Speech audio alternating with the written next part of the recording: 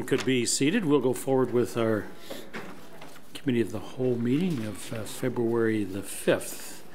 There are some additions to the agenda. Mr. Shelton, if you could outline those items, please. Thank you, Mr. Mayor. We do have an addendum. Item 18 is a staff report on East Gwillimbury's Green Lane secondary plan. Item 19 is a deputation request from Ms. Carol Locke regarding item 9 of the agenda, which deals with Botsford Street traffic calming review, and that was received on Friday. And then we do have a closed session item, which is item 17. It'll be a verbal update from staff regarding the clock tower litigation or potential litigation, including matters before an administrative tribunals affecting the municipality as per section 2392E of the Municipal Act 2001. Great, thank you. Could I have a motion, please, to add these items to the agenda? Councillor Kerwin, Councillor Quappies, all those in favor? Any opposed? None opposed, and that is carried. Are there any declarations of pecuniary interest? Councillor Broom? Yes, I just need to get you the item. Item number 3, I have to declare due to the fact that my employer has a lease agreement to store vehicles there. Okay. I anticipate we'll deal with that separately in any event.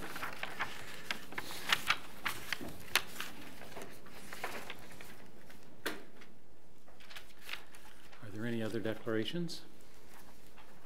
Being none, we do not have any presentations or recognitions to go forward, but we do have 2 deputation requests. The first one then is Sharon King. Is Sharon here?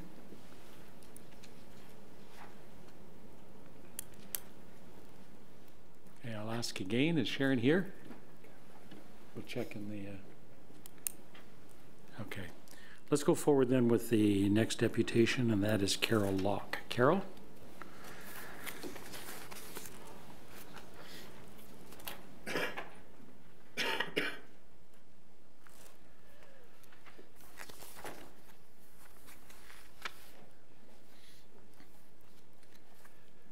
We permit up to 5 minutes. Good afternoon. My name is Carol Locke. I live at 356 Botsford Street. I'm here today to thank you for all the work that went into the report. Botsford Street is a unique, narrow street built for horse and buggy. The north sidewalk meanders along what was once a former cow path. The street is so narrow it can only be one way. Our sister street, Timothy, runs one way in the opposite direction. Our front yards are reduced and our houses are closer to the sidewalk and the road. There is little or no buffer zone between the sidewalk and the road. 40 kilometers per hour may be a suitable, standard, posted speed for most residential streets in Newmarket. It is not suitable for Botsford. Given Botsford's historical design and unique safety concerns, I ask you to lower the posted speed to 30. Botsford Street is a desirable place to live because of the walkability factor. We can live a pedestrian lifestyle and leave the car at home. We are fortunate to be able to fully participate in Newmarket's vibrant downtown. Families walk to the splash pad at Farmers Market, the ice cream parlors on Main Street, the playground at Lions Park, and walk to the library. This is why so many young families with young children have chosen to move on to Botsford, resulting in a happy mix of multi-generations. In good weather, we chat on our sidewalks and live on our front porches, watching our children and grandchildren play. There are always eyes on the street. We celebrate together at the annual Botsford Street Easter egg hunt, the Canada Day street party, the Santa Claus parade potluck, and my favorite, Halloween. My husband and I planned for at least 150 trick-or-treaters. To quote one of my neighbors, we are an example of how to design neighborhoods. From my front porch, I can see 18 houses. Living in 9 houses are 21 children, 5 teenagers, 8 preteens, 9 to 12, 6 5 to 7-year-olds, and 2 3-year-olds. Last summer, the youngest children were nearly hit by cars in 3 separate incidents while under the full supervision of their parents. Those events prompted the petition. I approached the Botsford residents in 25 houses from Lorne to Victoria. At each home, I heard similar concerns and had no difficulty gathering 40 signatures from all 25 homes. Yes, 100% community support requesting action be taken. 18 separate pieces of communication were sent to the town in addition to the petition from Botsford residents who recognize our unique safety concerns. Our children walk to school and daycare. Stuart Scott Public School is a 100% walkable school. There is no busing. We have a daycare business embedded on our street. It creates very busy traffic at peak times. Primary daycare for Stuart Scott School is provided by Botsford Daycare. The study demonstrates the large number of children and parents crossing the street on their walk to and from the daycare to Stuart Scott School exceeds 100% of the warrant volume for a minor approach at the Botsford and John intersection. At a minimum, I request the town put in a stop sign on Botsford at John to allow the children to cross the road safely. Additionally, there is no sidewalk buffer zone at the Botsford Daycare. A bump out with a stop sign would create a safe place to stand and make a better visual for oncoming vehicles. I was feeling very empowered after dropping off the signed petition at Councillor Kouapis' office last summer. On my drive home, I encountered a car driving the wrong way on Botsford. I asked the driver, an employee at the Botsford Daycare, if she realized she had made an illegal turn at John and drove the wrong way on Botsford. She replied, "I know. I do it every day, twice a day. All the parents do." This is not safe, common sense driving. It does not help to keep our unique streets safe. I encourage the committee to accept the recommendations in the report and ask that Botsford be kept top of mind for any pedestrian considerations in the future. Thank you for your attention to this matter. Thank you. Questions? Councillor Kouapis? Thank you, Mr. Mayor. Thank you, Ms. Locke, for, first of all, for doing all the work to get the petition going and gained 100% support on your street. It speaks volumes that there is an issue on that street. And thank you for taking the time during business hours to come over here and just giving us a broader picture of what living on Botsford is all about and how different Botsford is in the environment, in the whole community from maybe from other streets. Mm-hmm. It is recognized that there is issues, and as a matter of fact, we are going to be talking about them. It's one of the items on the agenda, so I will be pulling the item, and we'll see if there's anything else that can be done outside of the actual data that was collected. Thank you. Thank you. Councillor Broom, questions of clarification? I should be clear, I guess. Sorry, Mr. Mayor, I don't have a question of clarification. I just wanted to thank her for coming in and thank her for attending my ward meeting back in June, where she came in and talked to me about the same issue. And between June and today, just to thank her for the information that she's gathered, and she's done a good job today talking about it. My pleasure. Thank you. Thank you. Be appropriate then for a motion to receive. Councillor Kouapis, Councillor Broom, all those in favour? Unopposed? That's carried. Thank you very much. Thank you, Mayor. Okay. Try one more time. Is Sharon King here? Okay. So we have the consent items listed. Are there any items that members of council wish to deal with separately? I already have marked item number 3 because of a declaration, and item number 9 because of the deputations. Are there any other items? Councillor Kouapis? Yes, I need clarification on item number 4. I'd like to pull item number 7 and item number 8, and 9 is already being pulled, so we'll talk to that. If I can just ask for item number 9, maybe we can put that at the top of the list since Ms. Carol Locke is here. We can discuss that. Thank you. Thank you. Regional Councillor? I think 5 and 18 as well, please. 5 and 18. 3, 7, and 8 are already pulled, right? 3, 7, and 8 are already pulled. That's correct. So 5 and 18 as well, please. 5 and 18. Okay. Councillor Bizance, not much left to choose, but Number 11, please. number 11. Okay. Are there any other items to be dealt with separately? Being none, then could I have a motion to approve by consent items number 2, 6, 10, 12, 13, 14, 15, 16.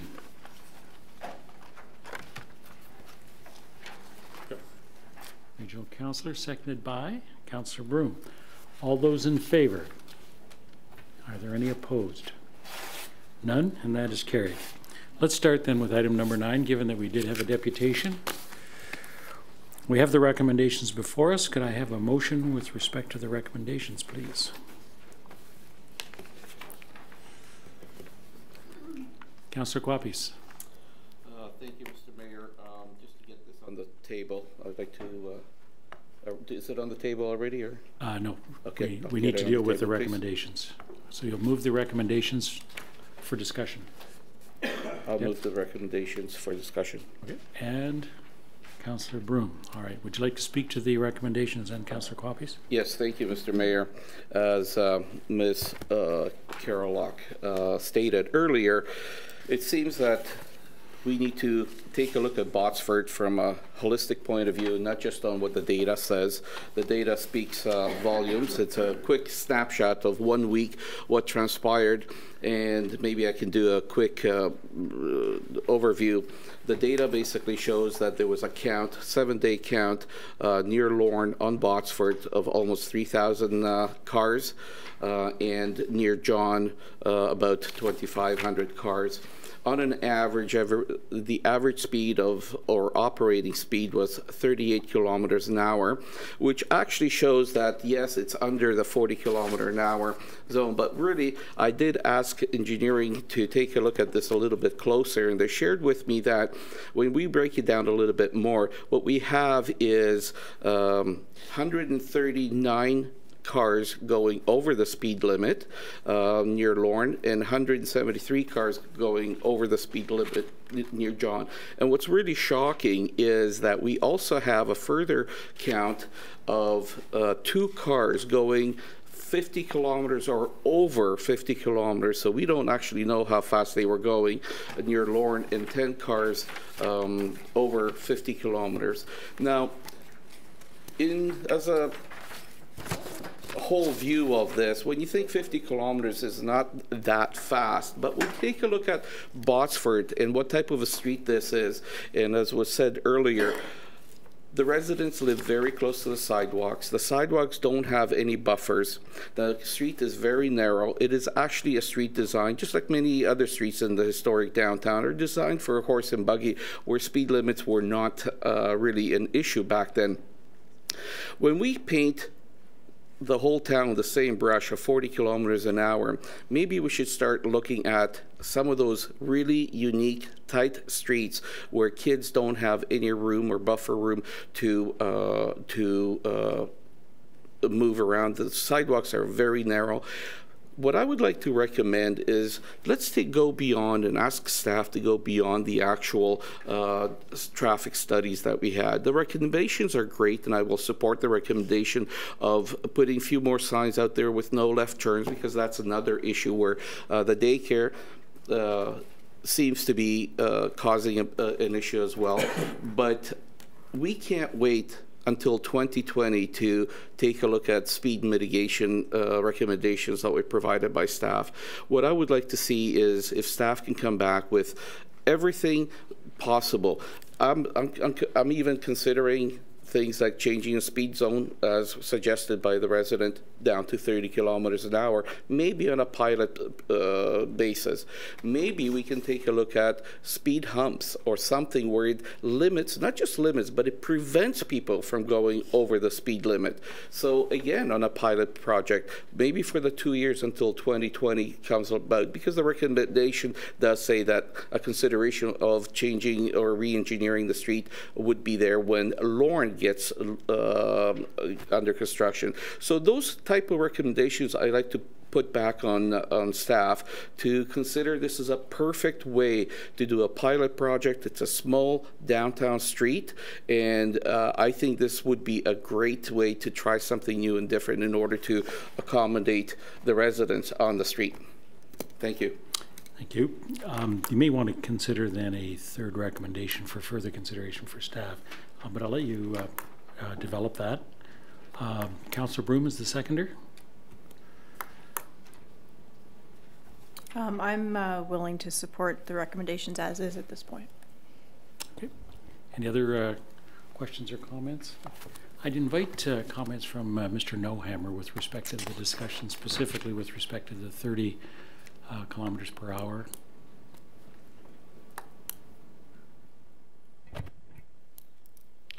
Thank you, through Mr. Mayor.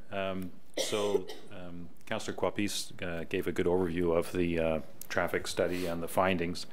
It was staff's findings that during the count, the operating speeds were generally lower than the posted speed of 40 kilometers per hour, the operating speed being 38 kilometers per hour. So according to our town policies, no further action would be required. However, with the narrow width of Botsford Street and the one-way nature, it is, as indicated in the report, it has a natural traffic calming effect already with parked cars along the way, leading to the lower traffic speeds.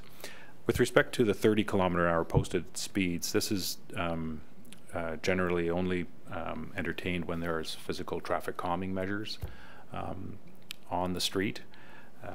So in this particular case, unless there was some traffic calming features implemented, which is not part of the recommendation, the 30 kilometer per hour speed limit would really only be advisory and not necessarily enforceable. So a posted regulatory speed limit of 30 kilometers per hour couldn't be achieved. But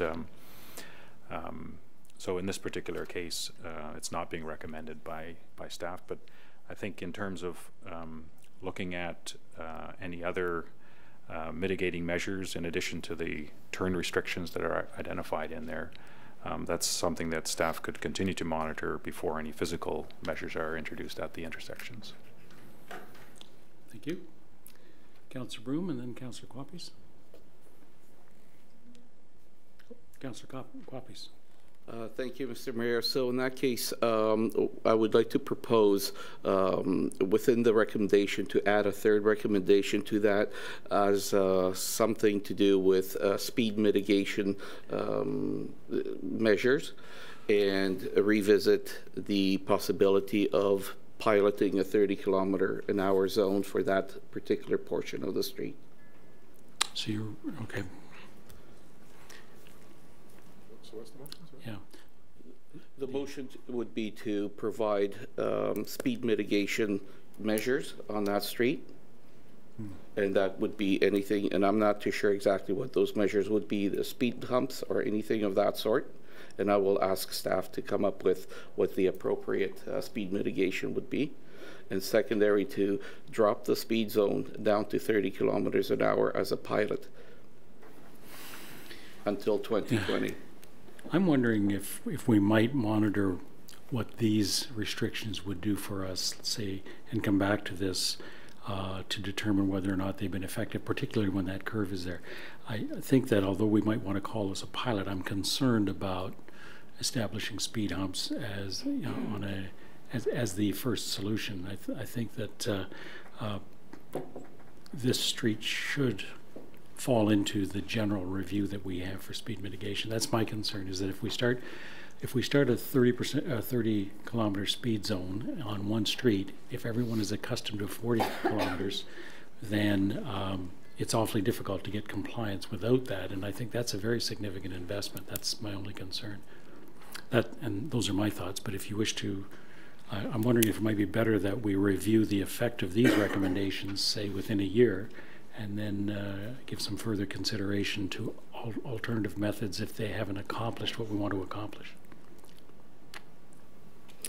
Those are good suggestions. My biggest concern is that the recommendation here, the second recommendation states that nothing will be done for speed mitigation until 2020, and I would like to see something done before that, and maybe could be under the umbrella of a pilot project. I like the idea of recommendation of extra signs and so on, but nothing is really focused on the speed itself, and I do need to have something on that street. Obviously, 100% of the residents are concerned, and we need to do something.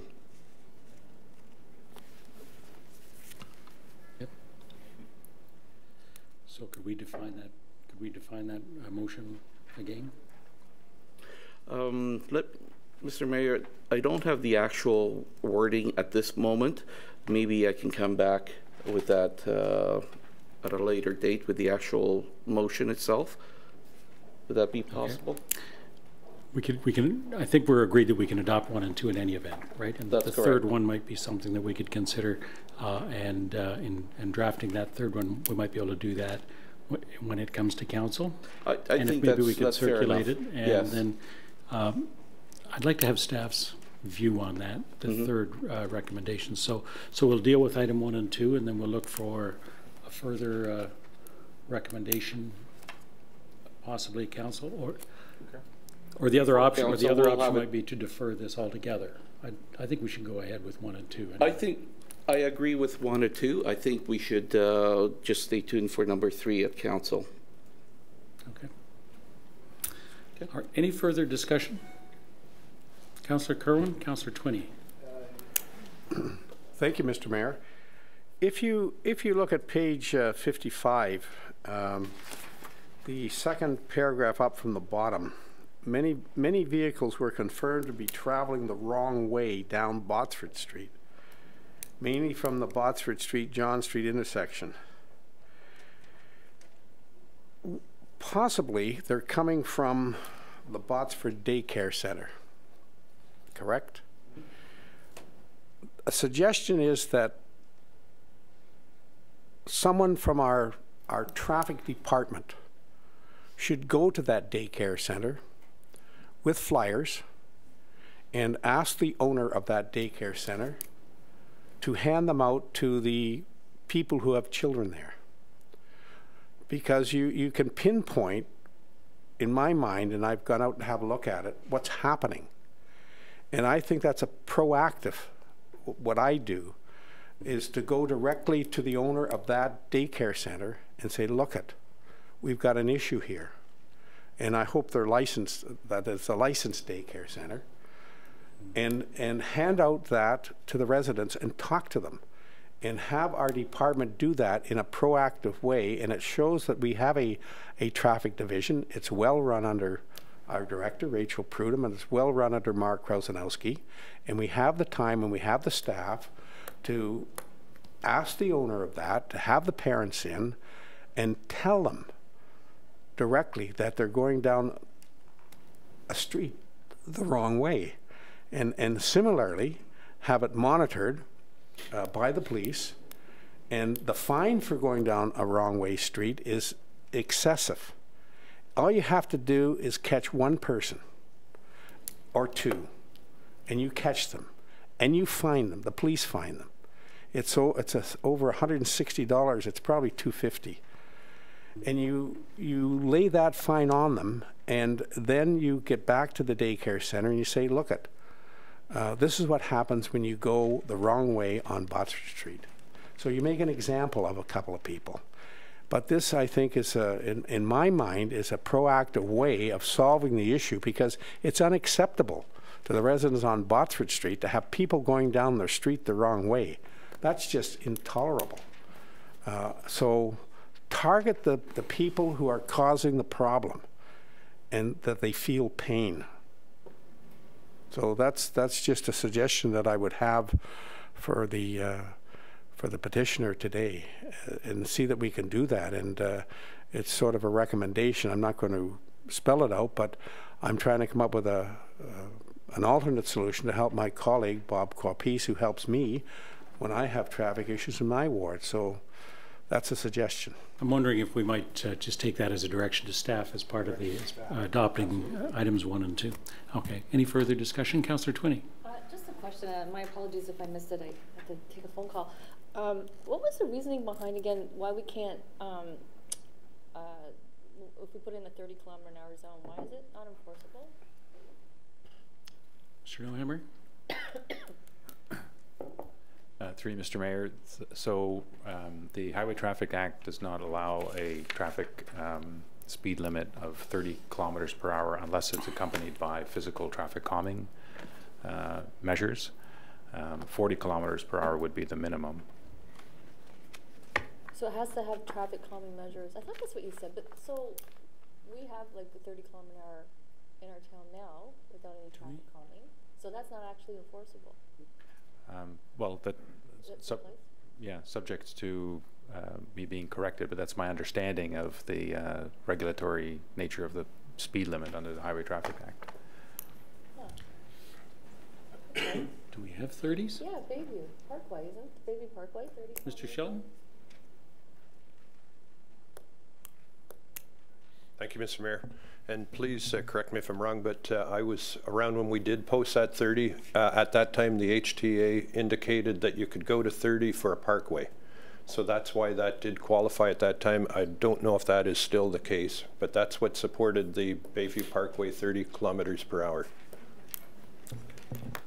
Councillor Broom. Yeah. Okay, thank you. Thank you, Mr. Mayor. My understanding is if it's 30 and it's yellow, it's recommended but not enforceable. Is that correct? Mr. Nohammer?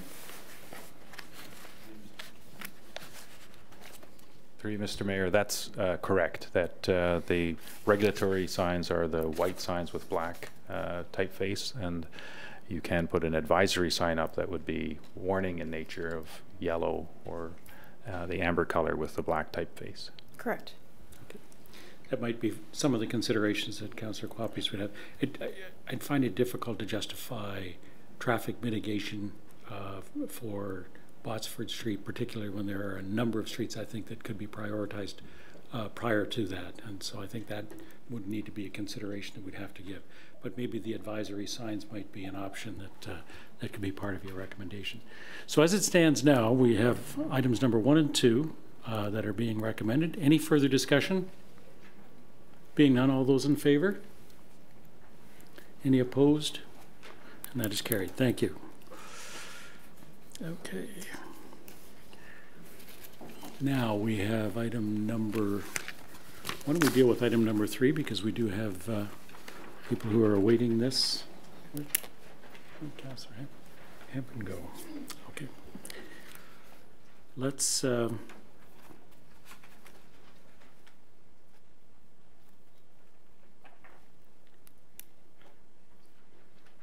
deal with item number 5. We can come back to item number 3. I know that Councillor Hampton wanted to be here for that. So item number 5 is the Mulock Station Secondary Plan. We do have recommendations. Moved by Regional Councillor. Is the seconder? Councillor Twinney. Okay. Speaking to the recommendations, Regional Councillor. Thanks very much. Yeah, just had a couple of questions. I mean, obviously, I'm glad to see this work moving forward. Now, staff have been prioritizing this. Obviously, this has been moved along by the very welcomed announcement that we would be getting a new GO station at Mulock, and the work that needs to be done to accommodate that. And I believe it's fair to say that even the timeline on the Mulock station itself, coming from Metrolinx, has been moved up recently. So the work, has to keep moving, and so this is great to see. It's going to be a very interesting piece of work. I guess a couple of questions I had. So 2 areas. First, I'll go. Is it fair to assume it's my hope, and maybe it's naive hope, but I don't think it is. I still think that the possibility of all-day two-way GO to Mulock is possible to achieve. I know we haven't been told it's going to happen. I know it's something that we'll have to continue to strive towards. We've expressed as a council our interest in seeing this on numerous occasions to Newmarket in general earlier, and then to the Mulock station.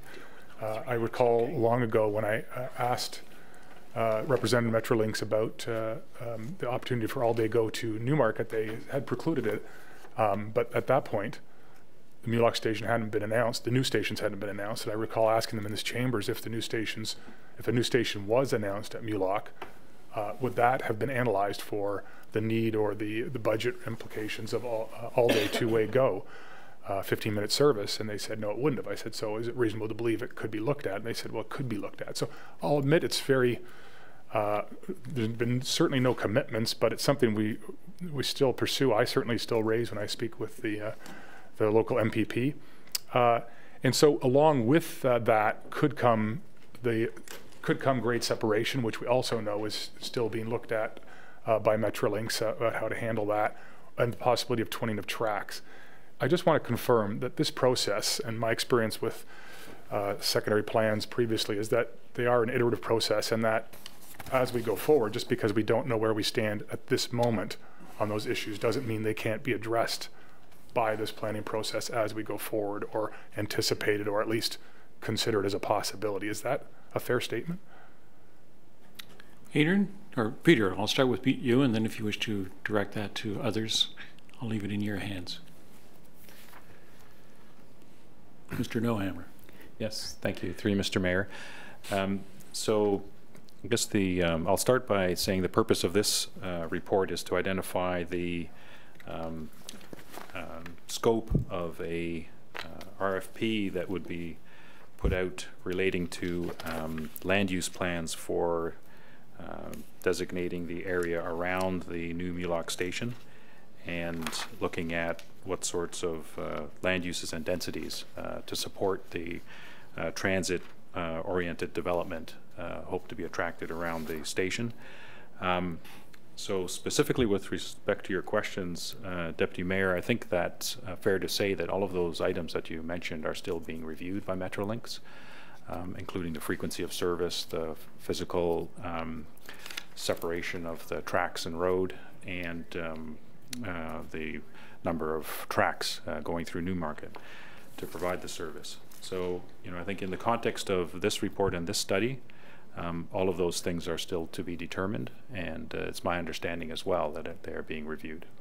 Okay, and I guess part of what I think I hear you saying too is I guess because this is more a land use planning exercise, the nature of the service doesn't necessarily, although I guess it could, but probably not necessarily, would necessarily affect how one looks at the land use around that area. Or, I mean, I guess it would affect, obviously it would have clear implications about the physicality of the area, but I don't know about the land use planning. Is that?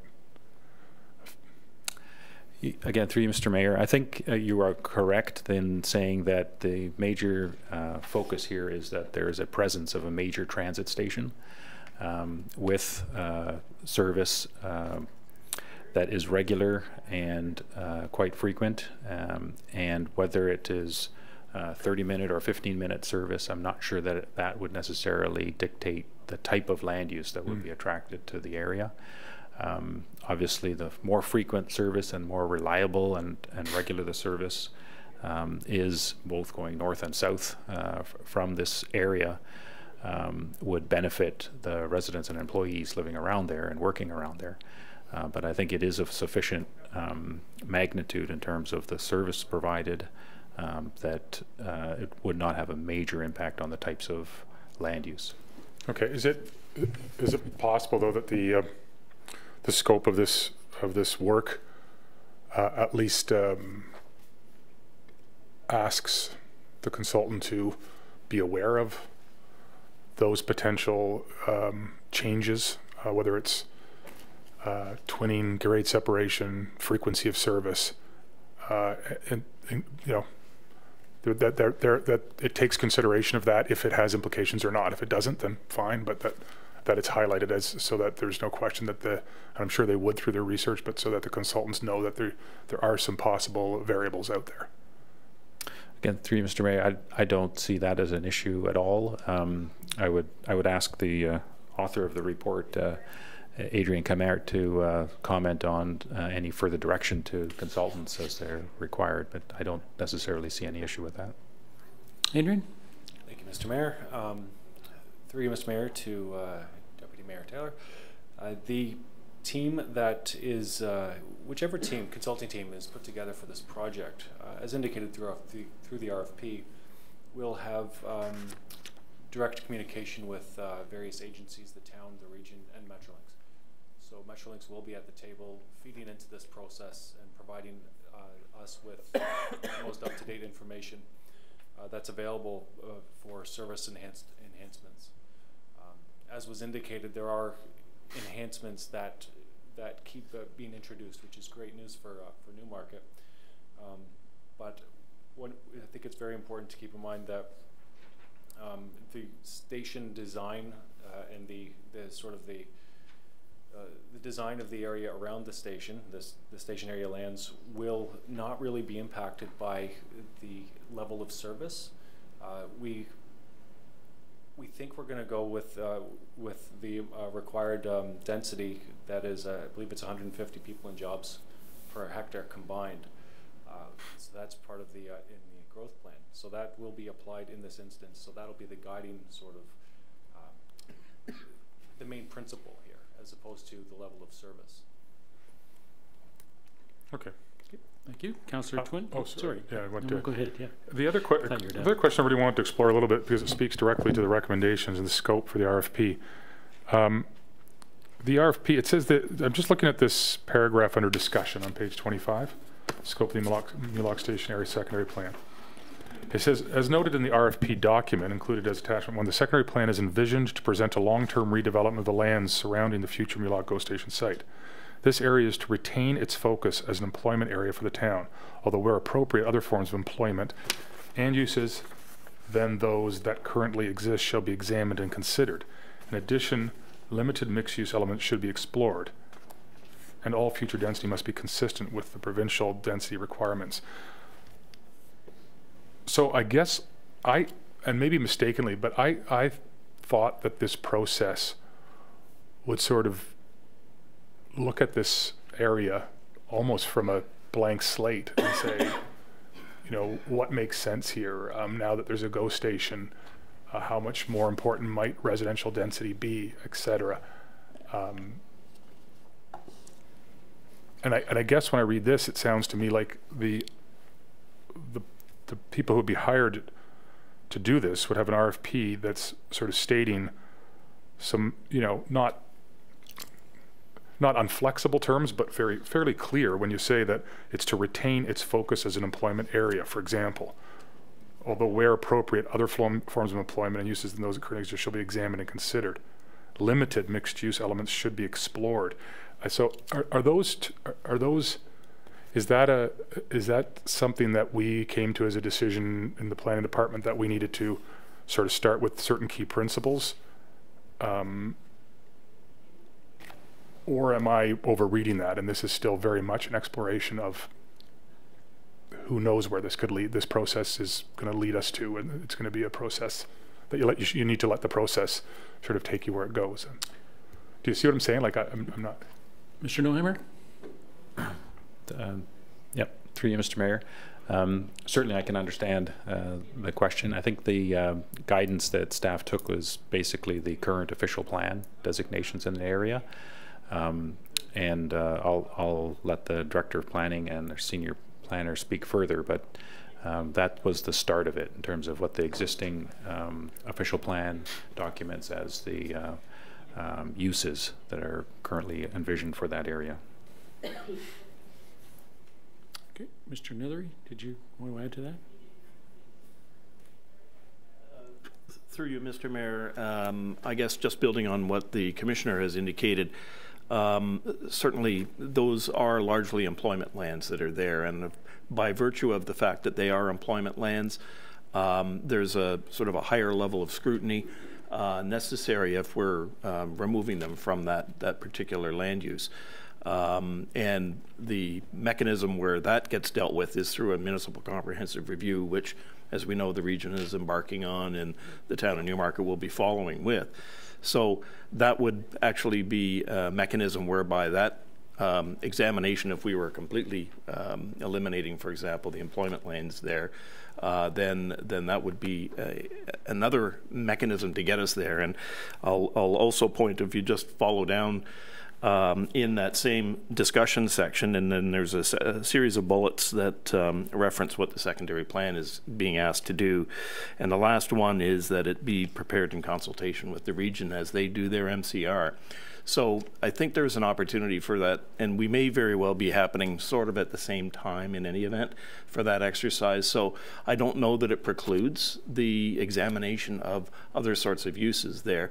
It's just that I think there is a strong interest region-wide to retain employment lands. And indeed, you know, there are some recent investments that are underway out there currently. So, you know, I don't know that we see that usage completely disappearing. However, there may be more intensified uses that could work in concert with some of those things, and perhaps some different kinds of options than just a straight sort of 1970s low-rise industrial area, which is what it is right now. So in some, I don't know that that is necessarily precluded, but to use your earlier language, I think you sort of have to let that organic process work its way through and see where it takes us. So if I could, I guess I'm not a planner, obviously. And I'm worried though that letting the process take us where it wants to go, but the consultants are going to have, you know, some terms that kind of suggest that.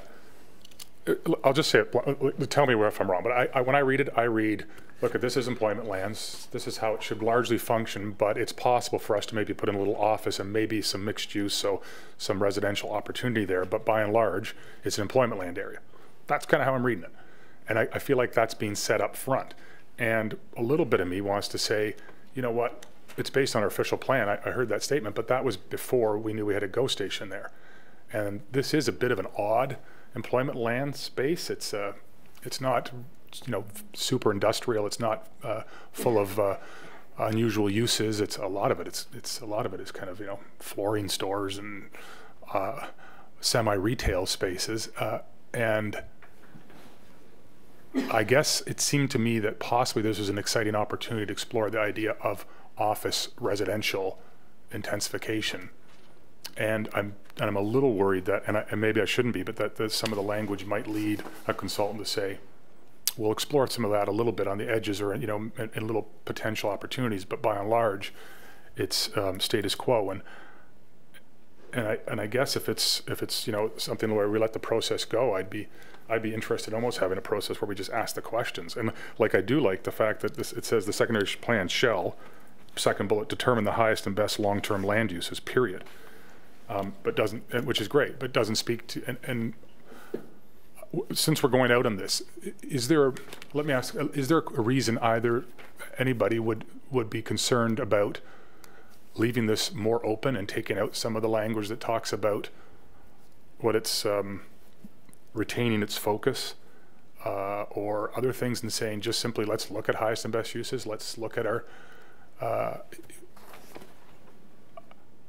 I don't know enough to know. I know employment lands are tough, but it seems to me that the best fit, the best look and fit for this, with a GO train station that I hope is 15-minute service, it certainly will eventually be 15-minute service, would be office and residential with some significant density in that kind of that whole little area that's all right now, you know, as I said, flooring stores.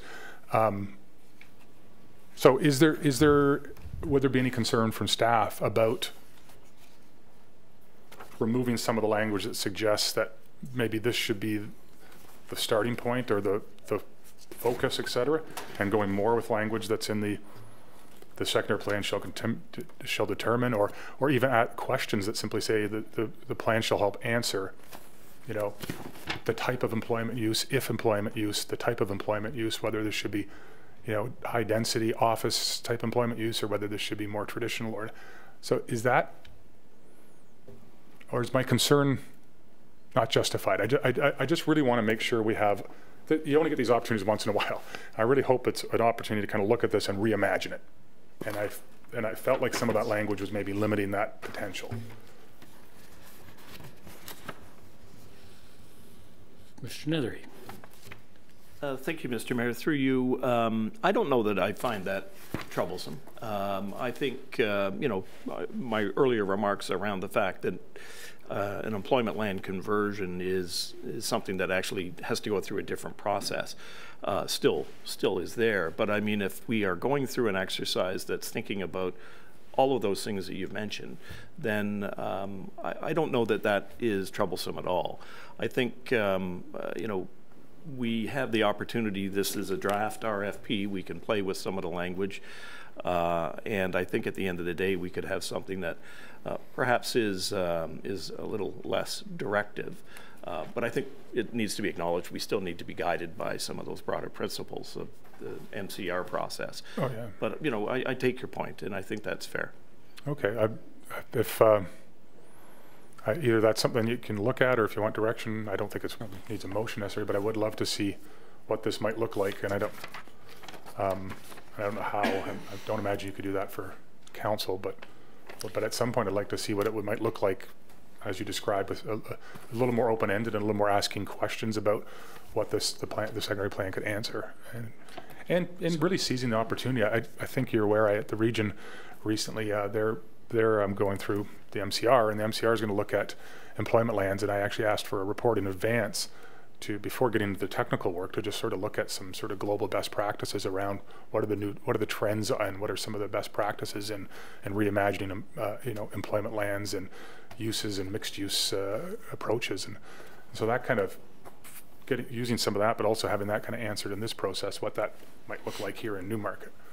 So if that's I'll leave it with you how you might want to deal with that. Okay, thank you. I think it will need to be the decision of council as to whether or not they want to proceed that direction, but it would have to be reflected in the background information for the RFP, because I think that's where the modifications would need to be made. And so we could refer this back for some further modifications on the RFP. Depends on staff's timeline too. I don't know where the timelines work, like Mr. Sheldon. Just wondered, Mr. Mayor, if you're able to get a sense from council if they support that direction, and if so, provide that direction to us, and we can follow up with some wording that would be circulated to council members to indicate how what the modification would look like. Okay, so maybe the motion might be to refer back to staff to modify the approach to reflect what you're trying to accomplish? I think what Mr. Shelton's suggesting is referring it back might elongate the process, and so I think he's just looking for direction. Okay, so just direction only? As long as council is kind of in agreement, that I'm happy. I think they've got the idea. As long as council doesn't have any objections. Everybody satisfied with that direction, or any alternate discussion? So we would explore other options and not necessarily confine it to employment. And I know that this is going through the MCR process, so the region is going to have to take a look at what the implications are in terms of addressing those employment lands. So that captures some of the region's concerns there as far as the employment lands and the jobs that are available in the employment lands. So I'm comfortable with that as well, as long as we can be satisfied that that's going to go through the MCR process.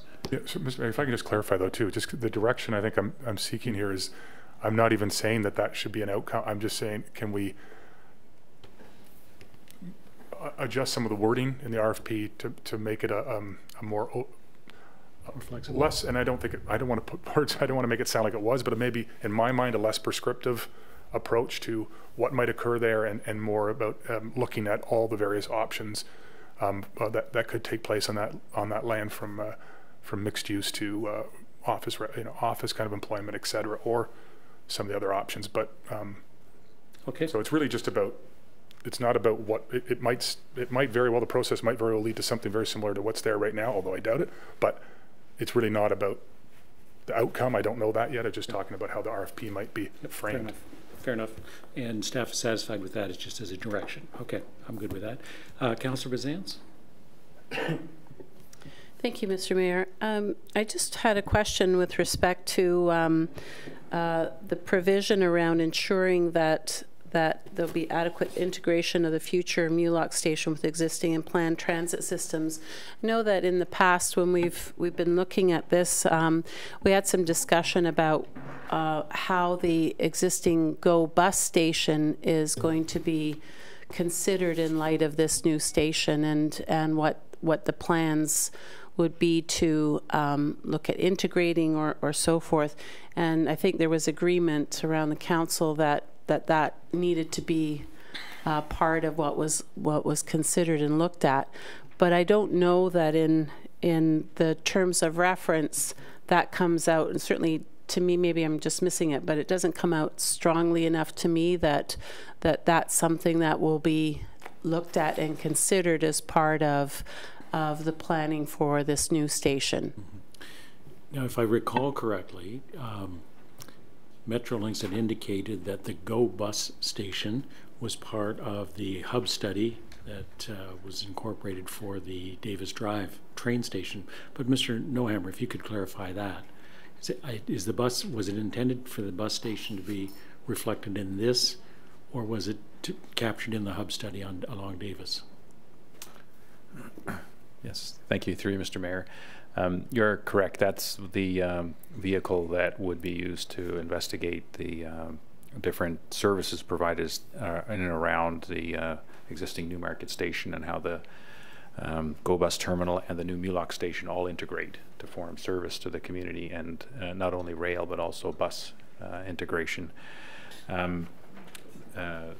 With regard to your question, Councillor Bazance, in terms of the extent to which that aspect is covered off in this study, I guess I would just reiterate that this is looking at more the land uses and densities around the station, and what's appropriate to support the major transit station according to the official plan and the growth plan, and what is appropriate around the station.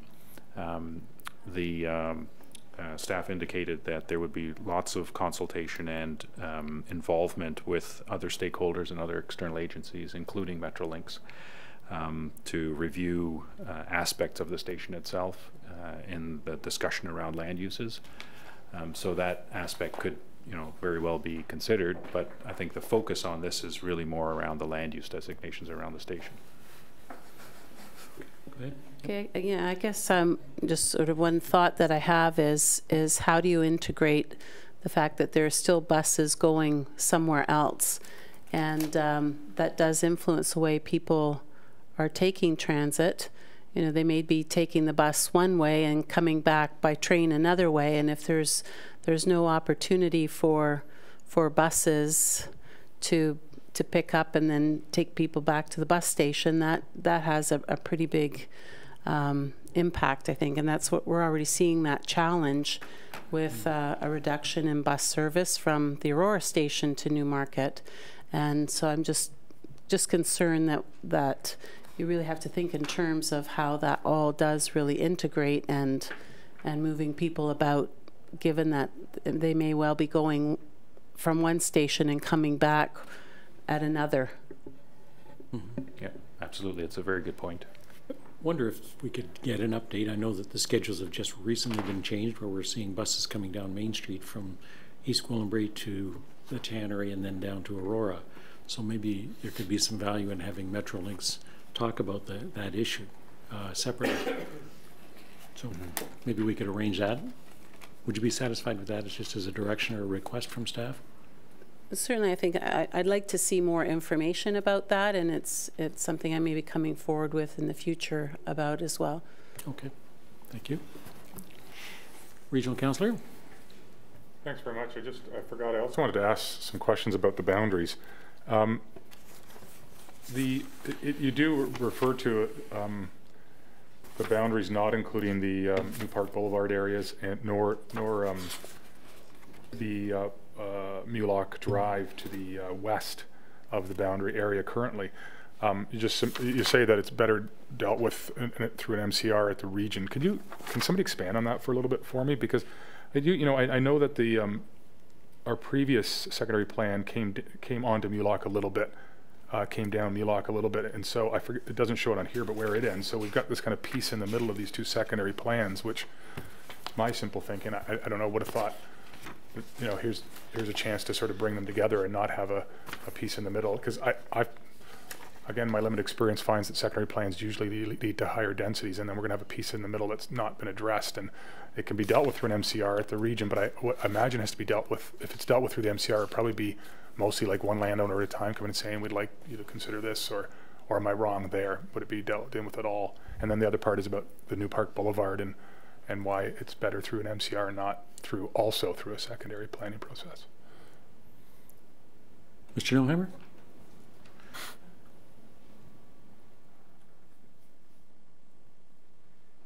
So with respect to the boundaries, the study boundaries, I think that the staff report indicates that that it focused around the station itself. It's given some geographic boundaries in illustrative form on the first page.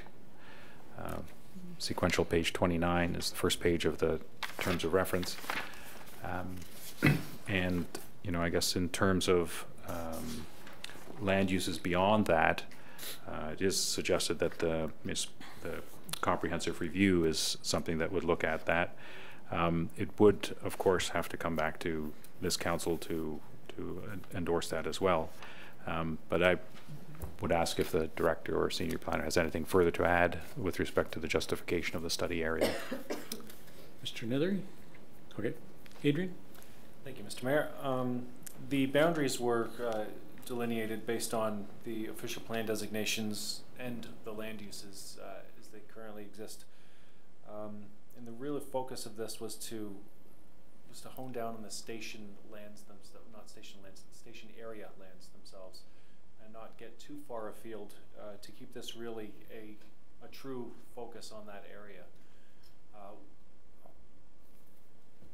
I guess the objective there is to, I don't want to misspeak here, but the more we get into the employment lands discussion, the more rationale there is to tie this into the MCR, which is a much larger and a longer process.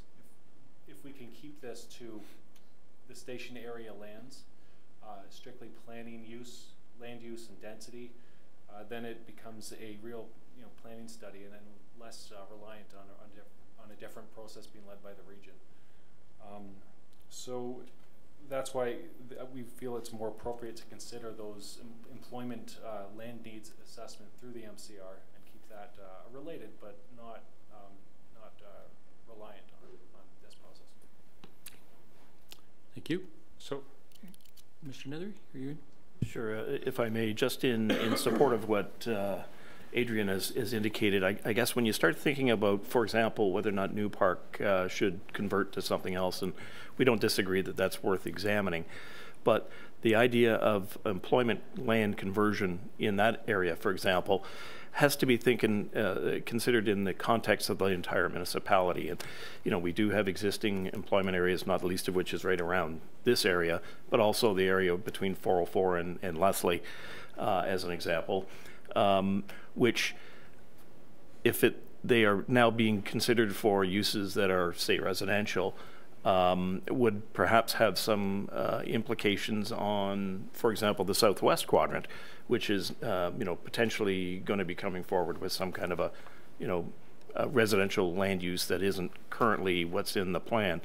So it becomes a much larger matter to consider about what are the effects of doing something here versus something over there. It's worth thinking about directly to the little bit of employment area that's around the station. But I think what we're indicating in the report is that we think that needs to be a more holistic discussion to evaluate the implications of what that's going to do across the town, rather than just the merits of you know, a residential use on New Park, which, you know, isn't necessarily a bad idea. It's just that it needs to be considered against the overall population targets for the town and so on. Yeah, that makes, I see what you're saying now, yeah. I guess it works both ways too though, right? Because if you're trying to figure out what's the right uses and levels of density and possibly even residential in this station hub area, but you find out 2 years later or a year later that, you know, within walking distance, i.e. New Park, that X is going to happen, that might have affected your thinking here too. So it kind of works both ways. But I see what you're saying. It does, when you start to get to some of those things, you want to start to think about your employment numbers town-wide, and it's kind of a chicken and the egg though, which, you know, you'd almost like to be able to make something as big as this secondary plan and even a possible MCR exploration of New Park, part of a overall reevaluation of where we're at town-wide, and even, as you said, the Southwest, on everything from jobs and residential. But it is tricky. So the New Park Boulevard one is easier because it's one owner, and they can just sort of say, well, look, we want to, you know, they'll approach the region and ask to have this examined through the MCR. I would assume that's basically how it'll happen, correct? Yeah. So the other, I mean, I think between the Yonge Street portion that comes down Mulock on the previous secondary plan, and this area, the only affected area is on the south side of Mulock, right? I don't think there's any, I think it's all residential on the other side. Car dealers and things like that along there. I think the car dealers are picked up by this. I could be wrong, but I think it's, do we know how many properties we're leaving out and between those two secondary plans, and how, I mean, at what point is it so minimal that we can't, I guess, do we know how many parcels are not included in that Mulock stretch, I guess is my question. Mr. Nethery? Mr. Mayor, I don't know that we've done that calculation, although it's something we could certainly obtain. Yeah, because I'm looking at this, it's hard to tell, but I assume this little orange line goes to Kane Parkway, is that correct? Yeah, it does. So yeah, from up there up, it's basically, maybe with the exception of one very far up, but I think, because if I remember, that was the rail line before, and the other secondary plan was the cutoff point. So you're looking at a string of 10 or so, looks like, you know, any retail or commercial uses on the south side of Mulock that are not being included. That would be the only part not now in a secondary plan covering Mulock. And I'm just curious if somebody could look at that even for council. I'm not married to it. I'm just curious about that. I'm starting to get the New Park Boulevard one. It's standalone. It's one owner.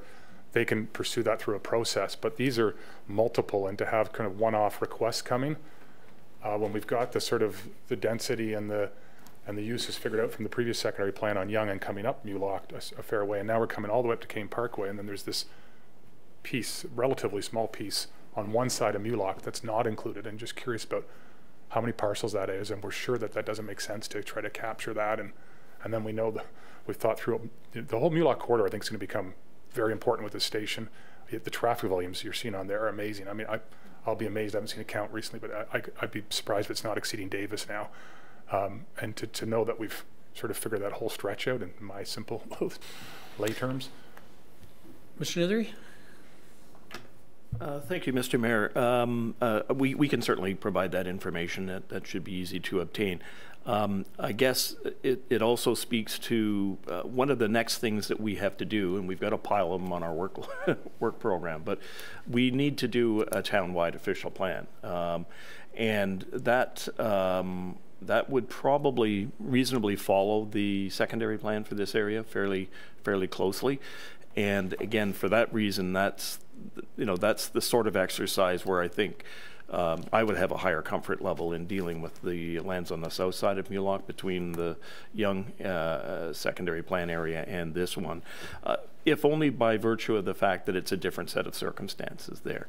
And what might work over there might not necessarily over in this instance. So I think that would be probably a more reasonable location to do that work, and then we can also have that conversation against the more global exercise. But that's something that we need to be. We're behind. We should be doing that now. And in a perfect world, frankly, we could have done something by way of an overall comprehensive official plan, but it wouldn't have permitted the urgency of what we need to obtain on the GO Station 1 at Mulock. So that's why we've decided to hive it up a little bit like that, and try to focus in on, you know, manageable bites of what the work needs to be done. But I see us doing that work immediately following this. Okay, thank you. If you can just let me know the number of parcels out of curiosity. Thanks. Thank you. Now, Councillor Twitty, I think you were the seconder on that. Did you want to speak to that? Any further? We're good? Okay. Any other questions or comments? So the recommendations as presented. All those in favor? Any opposed? None opposed, and that is carried. Let's come back to item number 3 then, which is the official plan and zoning bylaw amendment for 17645 Yonge Street. We do have the recommendations before us. Could I have a motion with respect to those recommendations? I'll move it. Councillor Hempen, Regional Councillor. Did you wish to speak to the motions at all? It's fairly clear. Okay. As the seconder, Regional Councillor? Thanks very much. No, as Councillor Hempen said, I think it's largely fairly clear, and there's been a lot of work over the years on this, and I think what we're seeing here is a very positive proposal. I do have one area that I do think is, and it's more to staff, but I do also want to share it with the proponents that are here as well, is I really would like to understand more our work and our comments on affordable housing. I guess I'm struggling with this a little bit, somewhat in relation to this development, but also in terms of the overall picture of where we're going as a community with regards to this issue.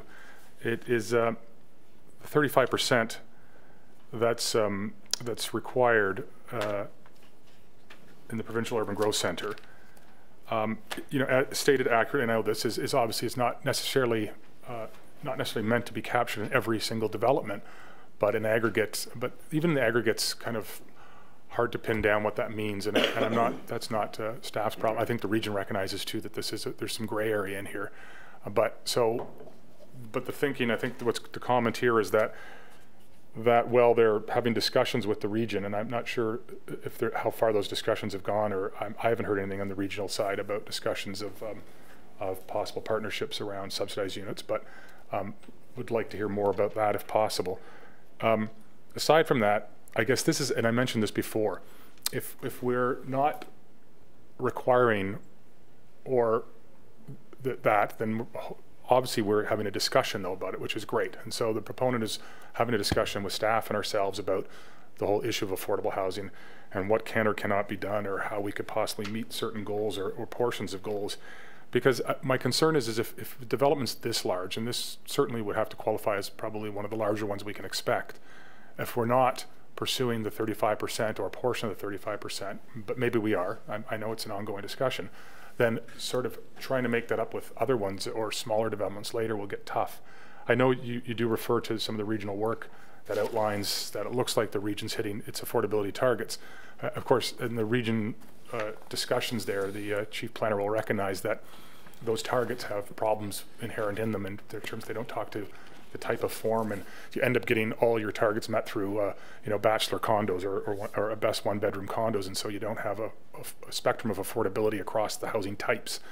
And so I guess two questions. One is there more work we can do, or can you provide me with a better understanding about how we plan to, as a town across our urban growth center, achieve affordability targets, or even strive to go beyond what's there, because as the region recognizes, it's all will come, at least in other parts of the region, in one form, which is, you know, small condos. And then next is, to what degree is this conversation still ongoing with the proponent, and what opportunities do we have to try to pin this down more as we go on? And I'll leave, one thing I do want to mention though is I'm very open to us as a town doing some work and trying to come to an understanding of things we would consider, you know, a pick list of things we would consider as meeting affordability criteria. I don't know what leeway we have through that, but for example, I don't think it recognizes, and to give credit to the proponent, this is proposing a multi-unit rental, multi-bedroom, 2 and 3 bedroom. I think it's 50% 2-bedroom and 25% 3-bedroom units, and that's a very sought-after commodity by many elected officials and planners across the GTA, because it's seen as something that's very desirable and provides a form of affordability in its own. I believe, and Stanley, correct me if I'm wrong, but the rental affordability measure, at least on the regional standard, and I don't know where it's at now, 1,500 and something, I think, but it's just a number. And so again, you're always going to meet that through a bachelor rental or a 1-bedroom rental, and you're never going to be providing affordability options. And rental is inherently more affordable than ownership for people who need a 3-bedroom rental apartment. And so I'm recognizing there's great value in that, but I'm not sure we've pinned down what we consider all of the things we would like to see in affordability, or we would accept, or we would consider success. And then we can have a more robust conversation with this proponent or other proponents. So sorry for the long rambling pseudo question, but that's kind of the part I'm struggling with still. So Mr. Nethery, would you like to summarize your understanding of what was said?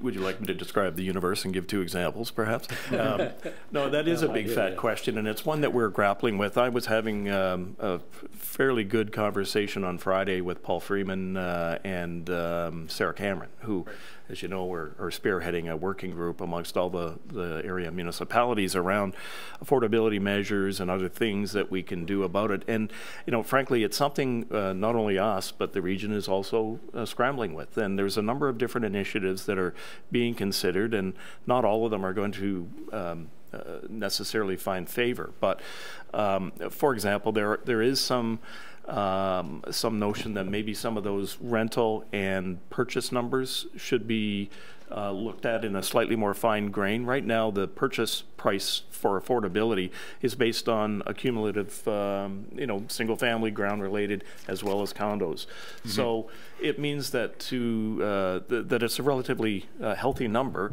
So when you think about condominiums that might be developed in town, for example, almost by default, they're 100% affordable because they're under that threshold. But to your earlier point, that doesn't necessarily mean that they are indeed affordable. But so there might be some work that is possible that might help categorize, for example, on built form and that sort of thing. And the work that we're seeing from Sarah and Paul right now is looking at. Frankly, and you'll be receiving that in your report, I guess, is it later this week, I think, that speaks to really one of the only ways to provide affordable housing is, first of all, in higher density like that, as opposed to ground-related or towns, but also through some incentive program. And when you're just dealing with a straight market one, it's difficult to achieve that. Without that suite of potential incentives that then bring a certain profit margin to a project that means it's worthwhile for a developer to do. So we're not there yet, but that's why we were struggling a little bit, and we did benefit from some information that we got from the applicant around some of the dynamic that you see referenced in the report, not the least of which is the fact that it is a supply of rental that we don't currently have. We're looking at, from our own perspective, about, we had a lot of interest in rental projects recently, but we've only had one built. Mm-hmm, sure. And it hasn't really moved the needle much in terms of what that balance is between rental and ownership ones. And I know that we'd love to get some more ownership as well, and we hope that we will. But I don't know that we're right at the bottom of the well where we want to be in terms of providing for rental. So there might still be an option there. But I think we need to continue working with the region to see if we can come up with some ways to measure and whether or not there are some opportunities to provide for some incentives, and that might be of assistance to get us there. And there was another point that I was going to make, and it's completely gone now.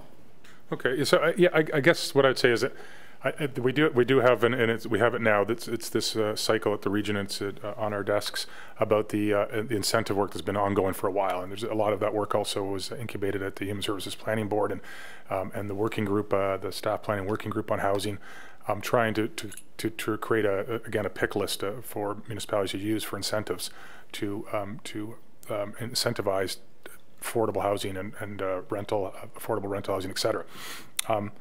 But as well as that, we just have the overall issue of affordable housing targets that are still, whether we like it or not, still exist.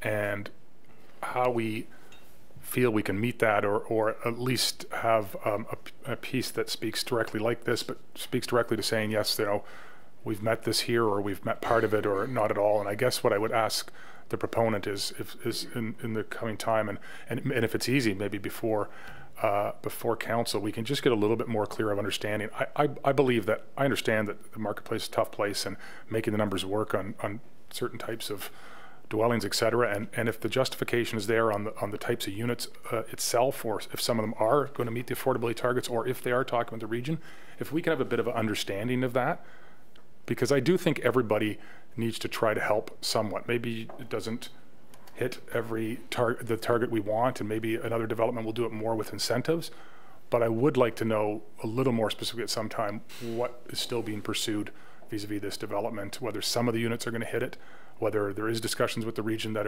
look like they might be productive, or to what degree. And I believe the proponent themselves could probably write a piece and provide some input into us, and I believe is compelling about just the 2 and 3 bedroom units themselves being not affordable by the standard of we only market by a price, but if you figure it out by need, and somebody who needs a 3 bedroom unit. So anyway, it would be nice to help to understand that a little more, and to have more conversations about where that's going. So, Mr. Mayor, you may wish to call upon the applicant. I know that they are not at the point yet where they can establish what their rents are going to be, because they're so early in the process. So right. That's part of the difficulty right there. But before I relinquish the mic, I remember what I forgot, and that was IZAD, and that is the potential for inclusionary zoning through time. You're probably aware the province released some regs with it that, frankly, were not really hitting on the right cylinders as far as most municipalities are concerned, and it makes a very big burden on the local municipalities. But and they are taking that back, and they're having another look at what those regs might be. So we can perhaps keep our fingers crossed and see what that looks like. But ultimately, it's either the carrot or the stick, and so I guess an incentive program is the carrot. The stick is inclusionary zoning that requires something. And I guess our conundrum is simply that we're still very much engaged in council's strategic priority of trying to market the corridors. And to that end, we are doing whatever we can to try to facilitate and encourage development, as opposed to taking certain actions that might be deemed by the industry to, be removal or the establishment of barriers or things that are going to slow them down. Sure. So we've done things like the parkland work, we've done parking reductions, and we've got a secondary plan that's in place now, and we're very close to the zoning bylaw that may bring us to a plug and play kind of approach. But to begin stepping back from that, that's something that we'd need some direction on. Yeah, no, that's great, and I whether it's now, and I don't know if they're prepared to speak to now or later, and through a conversation through staff or just trying to understand a little bit more what is happening or can happen, or what ways they're already satisfied. But I will say this, and I do think it's worth saying, is that affordability, people sometimes mistake and think, well, how's that affordable? How's the region standard of I forget what it is now, $440,000 for ownership? How does that afford? Lots of people can't afford. Affordability, in my opinion anyway, is something you try to strive for in all types of housing forms and tenures. And so it's a range of things in trying to provide affordable rental, trying to provide a rental period when there is not that option, trying to provide it in 2 bedrooms or 3 bedrooms when that doesn't exist. So it takes many forms. It's not just a one kind of that's affordable and that's not. So I do think that this checks some very important boxes as a development, rental alone. there's the demand for rental housing with what's gone on in the marketplace is going to just grow exponentially, in my opinion. And making sure we have those options for people, and whether they're 1 bedrooms or 3 bedrooms, but we need to have options along the way. But it is a conversation I hope we can continue to have and try to understand a little more, because it did say there was conversations with the region, and I'm not aware of those. So I would like to find out more in the future about that. Thank you. Okay, thank you. I know that Richard's here, but in all fairness, I'd like to give him an opportunity to digest what's being said here and then have that conversation with our planning department, if that's fair enough, okay? Okay, good. Councillor Twinney. Thank you. This question, I apologize to you, Mr. Mayor, is more of a question just to follow up with what's spurred on with regards to the affordable percentage as opposed to the actual recommendations. And my question is, so the minimum of 35% is not intended to be achieved on each application, but is intended to be achieved as a whole throughout the provincial urban growth center. So how is it going to be determined that we're actually meeting those targets, and what sort of policy or what is in place if we are not meeting them, and I mean moving forward, and is that going to be determined when it's completely built out, or during the process, or how does it all come to be, kind of thing? Mr. Nethery. Through you, Mr. Mayor, that, like so many of the things that we do, are difficult to apply metrics to, because you don't know until you're at the end of it, right, as to whether or not you were successful. But I mean, certainly at the end, there are opportunities to determine whether or not you were. I mean, there's Stats Canada information that will tell you by fairly defined areas what the employment is. It can be known either through MPAC or just through the open market what the rents and or purchase prices are. So that's a metric that is available. If there was something more, dare I say, draconian put in place, like inclusionary zoning, which actually has requirements for targets. By the way, there were only 5% of the units. It was very small that was being envisioned. But if it was a different number, then you would know from that point on that they were. So there's different methods, but that's one of the things that we're grappling with right now. Mm-hmm. And it isn't very easy, particularly where it's not known precisely what the market value is going to be, something that's not going to be coming to market for 2 or 3 years. So there's no guarantee. There's no guarantee that we will even achieve those targets. No. And that's, I guess, one reason they're referred to as targets as opposed to mandatory numbers. Thank you. Thank you. And Councillor Kerwin. Thank you, Mr. Mayor. Just a couple of observations on page 10, the second paragraph down. They list the statistics up until the end of 2016, and they include statistics for 2017 are not yet available. And 2017 was the enormous jump in prices of housing right across the GTA. In some cases, 30%, where houses on Sutherland were selling for $1.2 million. So there's a huge jump there. Whether it's rental or purchasing, the millennials, those who are between the ages of 15 and, let's say, 35, are going to have a very difficult time to get into the market to purchase anything. And to rent, houses are doubling up. So I really see a change there. But the question I have is over on page 14, and we've discussed this many times, and I know the report that we received about the sewage allocation, because we voted on sewage allocation for the the King George building and the Eagle Steep property and the 4 units on Gorham Street. The allocation of sewage allocation, and we still have a little bit, but not much. How far out do you see the completion of the twinning of the main that's already there that goes through town, or the what they call a reclamation plant, which is in East Gwillimbury. How far out do you see that? Because I had conversations with the Chippewas some Chippewas on the weekend, and before that project can move forward, they need to be compensated by the federal government and probably by the region before they sign off on anything. Yeah. So how far out are we really on being able to allocate any sewage allocation to this very, very large project? Mm-hmm. Are we 5 years out? Are we 10 years out? In your estimation? Yeah. Councillor Kerwin, I guess in fairness to staff, this is a dialogue that's going on with the region. We anticipate the region is exploring a number of options that might alleviate some of the concerns that we have. And I believe that we're anticipating a report in May, June from the region. And I think that will give us a better definition of what that might be. Well, I seem to, and so does Mr. Quapis, we seem to, Bob and I need to obtain some answers, because 2 years ago we had representation from the region here, and I had them to my house, about the twinning of the forced main. Mm-hmm. And it was supposed to start in the summer of at least 2016, even 17.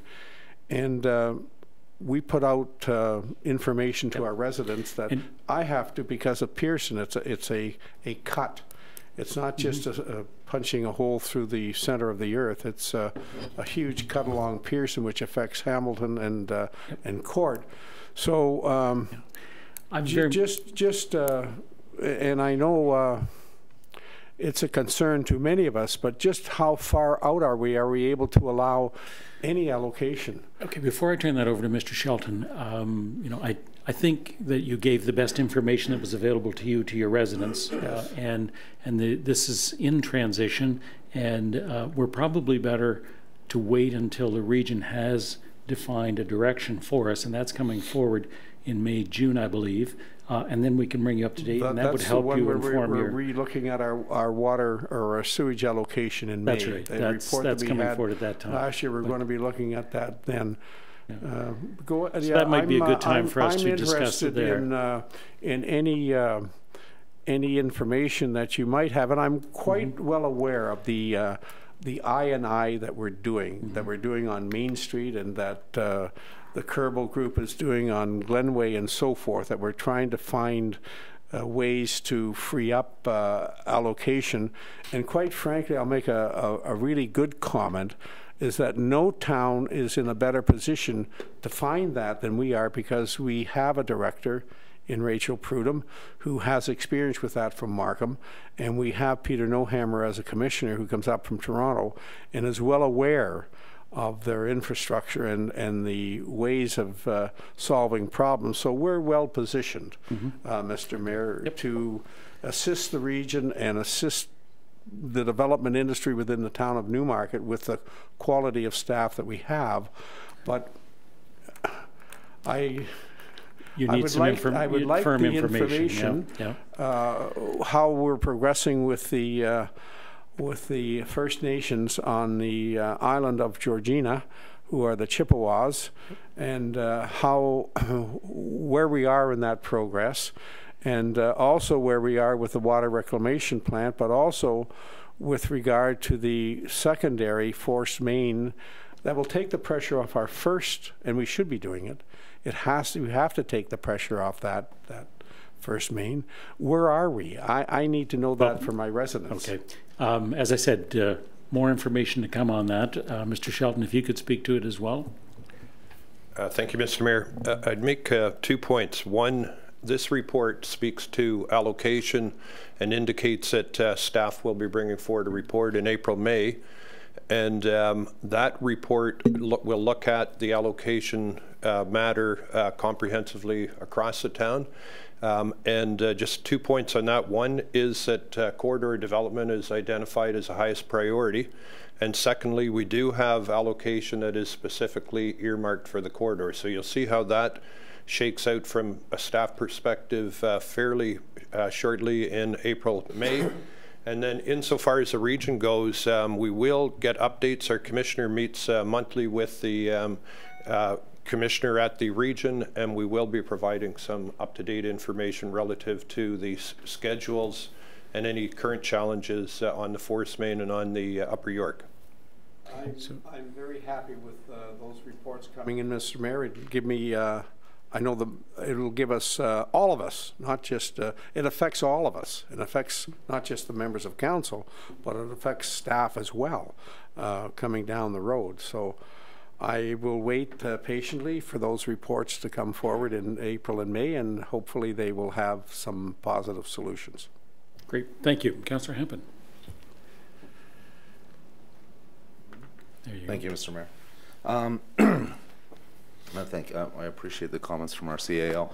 Our municipality and our province have made significant investments in transit along Davis Drive, and now we're working along Yonge Street.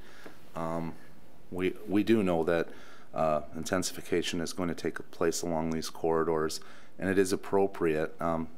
And I don't want the public to believe that we don't have allocation out there any longer, because we do still have allocation.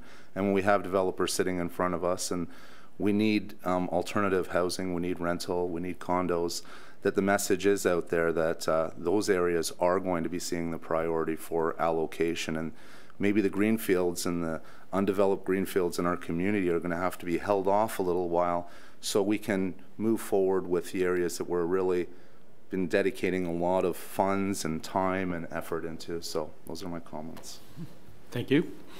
And I hear it all the time, is that people are looking for alternate accommodation, specifically rental, because there's a lot of people that just don't want to be cutting the grass and want to be able to go down to Florida. So there's a number of people that see the need for alternate housing, and to the extent that we can accommodate affordability in that, I think is an important consideration.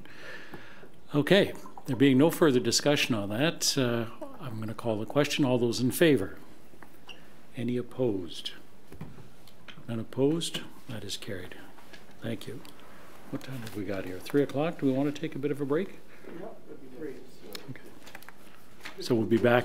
Can we be back in 10 minutes? Okay, thank you.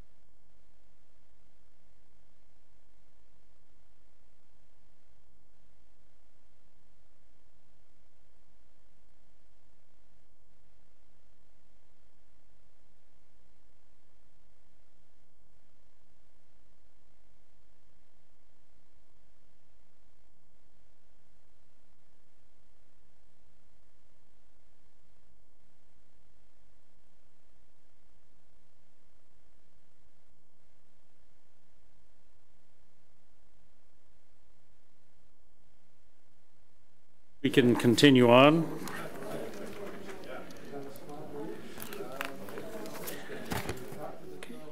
Next item is item number 4, which is the request for demolition of a structure at 353 Ontario Street. We do have the report before us. We do have the recommendations. I would just declare in the closed session as I came in late, if I may. Sure. Okay, by all means. Go ahead. Yes. Go ahead, Councillor Hempin. Thank you. As I arrived late this afternoon, I'm going to declare on item number 1. It's a verbal update regarding the clock tower, and as I have in the past, I have a business on Main Street, and I'll be declaring a conflict that and won't participate in any discussion. And that is with respect to the closed session? Yes, thank you. And, okay, so you'll not be attending that session then? Yeah, I'll be leaving. Item number 17 on our agenda. Okay, thank you. So we'll add that to the declarations. And again, now we're back to item number 4. 353. There are the recommendations. Could I have a motion with respect to, okay, moving the recommendations, Councillor Quampis, and do I have a seconder? I'll second it. Okay, Councillor Hempin. Councillor Quampis, speaking to it as the mover. Mr. Mayor, just basically, I just need a clarification on that structure itself. I totally understand, and I drove by there, actually spent a little bit of time driving by there. That is a very unique part of the town, once again. And in this case, staff does say that it does not warrant heritage designation. Therefore, they are recommending that the structure can be taken down. However, I just wanted to find out if there's any kind of plan or any idea of what will be put in place. And the reason for that, Mr. Mayor, is because this is such a unique area, we really need to be conscious that something overpowering or something that just does not fit would be a concern for that area. Therefore, my question again to staff is, do we have an idea of what the direction or the owner is going with over there? Mr. Nethery? Through you, Mr. Mayor, at this point, we are aware that they intend to resubmit their severance application, which would ultimately create 2 lots. But I don't believe we've seen any actual building plans. They will be guided by the zoning bylaw requirements that are out there. At this point, we haven't heard as to whether or not anyone is, envisioning a minor variance for greater height or anything. So I don't have that sense. But if that were the case, then there's a public process that can go through to examine that. Okay, thank you. Thank you. Councillor Hempin is a seconder. Thank you, Mr. Mayor. At a recent Heritage meeting, we had a look at this property and had some discussion on this property. And the Heritage Committee asked that that the property owner take some photographs of the outside and of the inside, and have some documentation to take place regarding this home. And maybe staff could tell me how that will work and if they've had some discussions with the proponent already. Mr. Nethery? Through you, Mr. Mayor, that is something that we often receive as a recommendation from Heritage Newmarket, so it's just a matter of ensuring that that gets done, certainly before the demo permit is issued. So we can, Dave Ruggles from our office can ensure that that photographic evidence is taken before we actually issue a permit. Heritage, thanks you. Thank you. Any further discussion? Being none then, all those in favor? None opposed? That is carried. Thank you.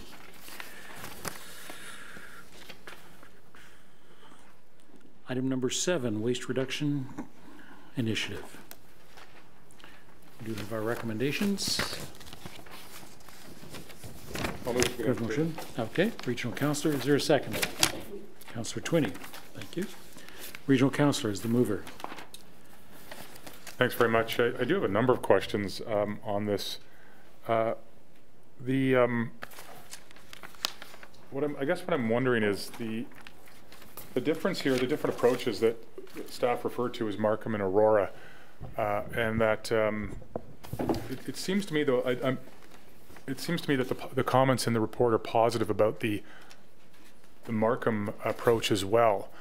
And I'm wondering, it did say that the town of Aurora selected Textile Waste Diversion Inc. as the vendor due to extra value offered in terms of research and data gathering, such as key performance indicators. Did we ask Diabetes Canada or STEPS who approached us and who approached us in partnership to work together? Did we ask them about whether they were able to offer data and key performance indicators? Mr. Nohammer? Thank you. Through you, Mr. Mayor. I will try to answer as many questions as I can today. Our Director of Public Works is not here, but I do have Mark Agnoletto in the audience that I could ask to assist me as well. So with respect to data, so in speaking with the town of Aurora and Whitchurch Stouffville, who currently have a contract with TWD, Textile Waste Diversion Inc., they do offer the ability to provide statistical information about not only volumes and localized volumes collected and diversion from waste, but also what is done with the product after it's collected. So how much goes to reuse, how much goes to recycling, and where it eventually winds up. Ability for Diabetes Canada, I'm sure they're able to provide some statistical information as well. I'm not sure exactly to the level of detail they're able to provide the information as to where it eventually goes. I know they have organizations that they support in terms of resale, and then in terms of where the recycling of the textile goes, I'm not sure. You think they might be able to provide some of the data? You're implying you might not think that they would have the same amount, but I could be wrong, but I would think that Diabetes Canada is probably much more heavily engaged in textile recycling than this private corporation is. Wouldn't that be a fair assumption? They are certainly one of the more prominent charitable organizations that collect textiles through a bin program. There's no question. I guess I'm having trouble. I mean, I could go through it in detail, but I'm just having trouble seeing the overwhelming reason why we would go with this group as opposed to the other example. Markham's doing it with Diabetes Canada, and I believe STEPS as well. They're co-branded, so that just like these are, so there's town brands and region brands on it, so you get that same sort of buy-in. I'm sure they can provide the kind of data they do. I believe they're a probably significantly larger and more sophisticated textile recycling organization, but I don't know that either for sure.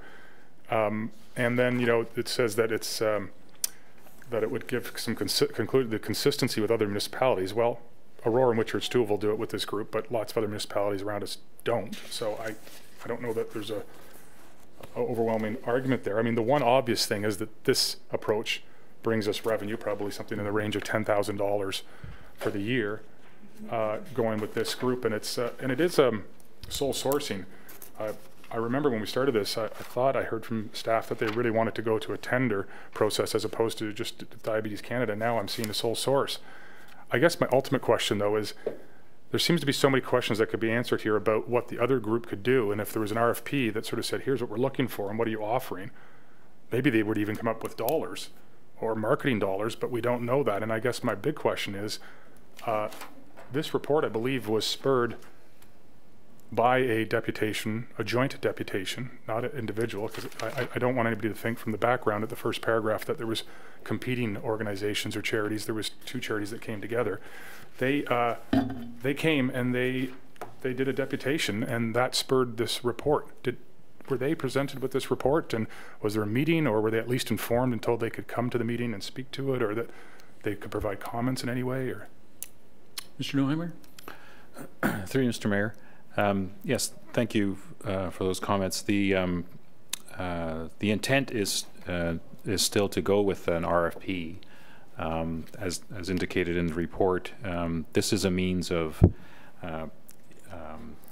leveraging an existing contract that is part of the N6 municipalities who are currently collecting textile waste through or textile diversion through a bin program and a curbside collection program. The intent is to collect information through this pilot of the months remaining in 2018 on a fairly quick and expedient basis, so that this will inform an RFP that will be set collectively through the N6 municipalities, hopefully, so that a more long-term approach can be developed for 2019 and beyond.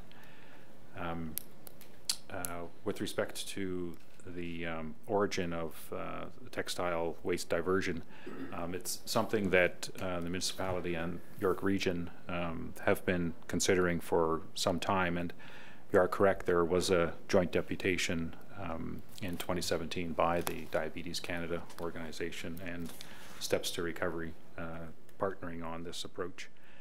It's not to say that they don't have an excellent program. I think this recommendation from staff is really meant to expedite a pilot program.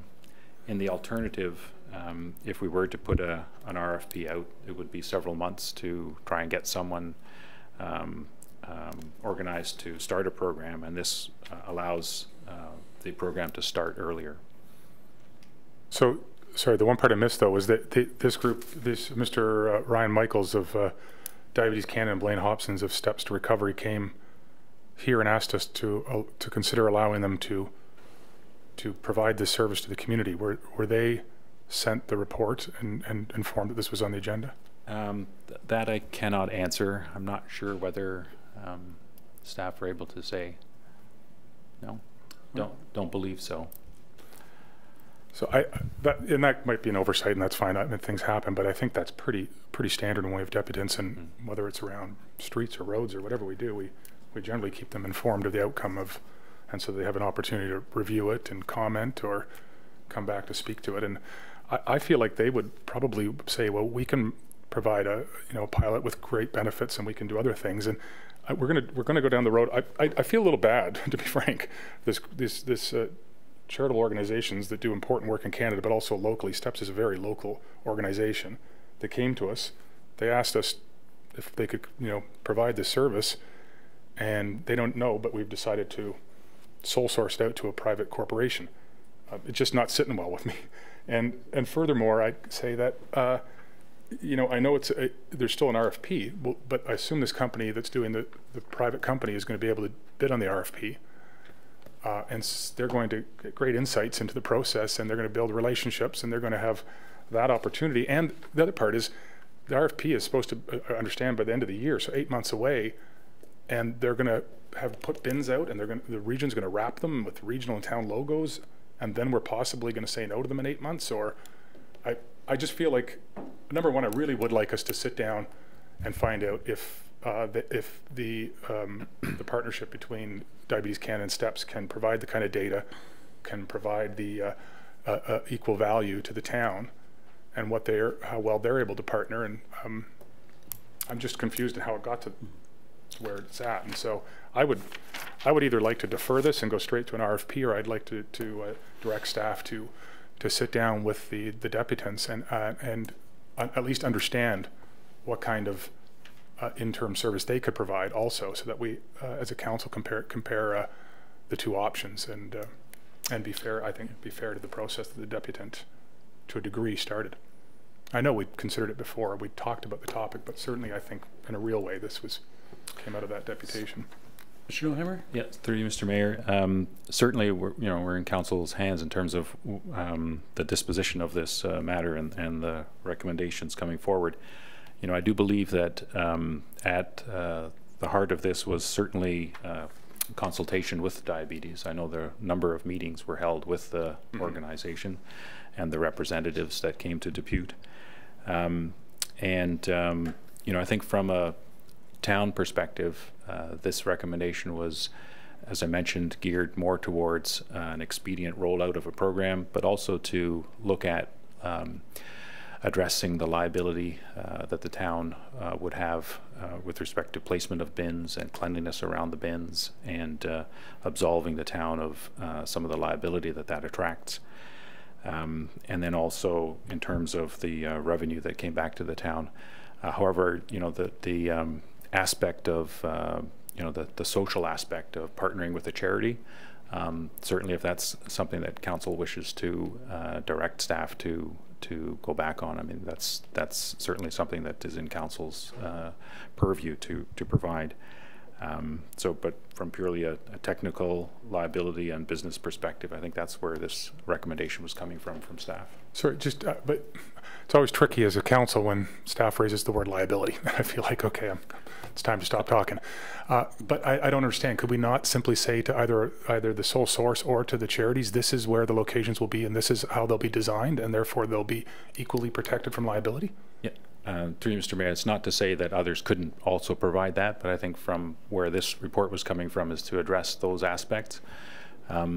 You know, I don't doubt that the same arrangement couldn't be contractualized with an organization, charitable organization such as Diabetes Canada. With respect to the outputs, the data analysis, and the performance metrics, you know, I think that's something that could be followed up on, unless, Mark, you wanted to speak to that. No. Mark? Through you, Mr. Mayor, to either you or to Mark, but is it, my understanding was Diabetes Canada said they would do pickups every day, and they could tell you exactly when and where their trucks were, like we do. They monitor the locations. And I think that's true. That's very true. I think it's more a case of where the end product, like what happens to the recycled, collected product, where does it go, and where's the end use or the end state, and whether all of that information was available. I have to admit I have a bit of a concern where we're getting a little too engaged, I think, in the procurement process. I think what might be appropriate if we wish to refer this back and go through an RFP, but I'm a little reluctant to hear the different dynamics of different proponents being brought to the council chamber at this point. I don't recall that we ever, in terms of a procurement process, ever got engaged at this level. That's my only concern. I'm saying if we want to do it, let's do it and say. Are you suggesting I'm doing something improper? Or, like, that's what it sounds like. No, like just, yeah. I have to admit I'm not comfortable with it. I think I think it's our role to ask some questions. Excuse me. I think if this is going to be a procurement process, then we should stay with the procurement processes and the policies that we've established. Otherwise, we'll have a number of proponents. From a practical point of view, we'll have a number of proponents sitting in the deputation desk. And I think we established the procurement processes to be fair. And I agree with you that we should be fair to all people that want to provide or get engaged in that process.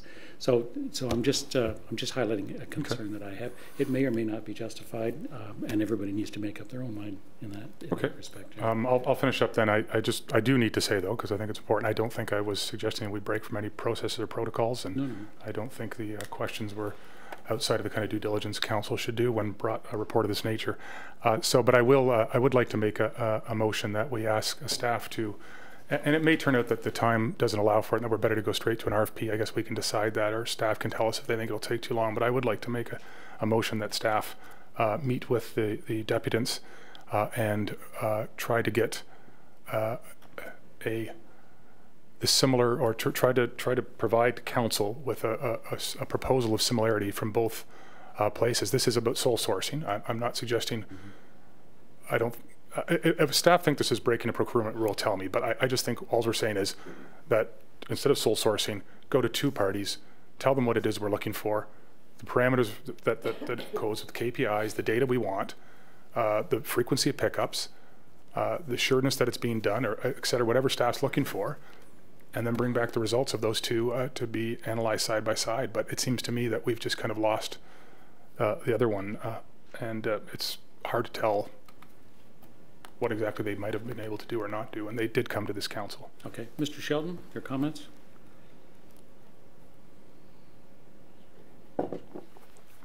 Thank you, Mr. Mayor.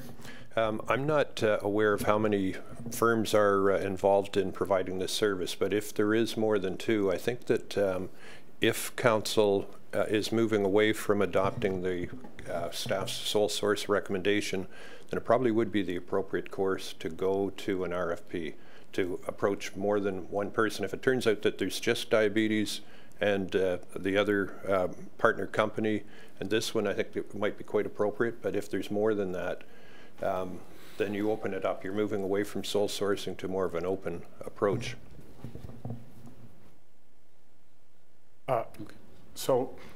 Okay, fine. It seems there's a bit of a conundrum there anyway. That's because there's others that might be interested, we should make sure we include all of them, except the recommendation was to only deal with one. But I'll let that be, and yeah, then I'll move that we go to an RFP.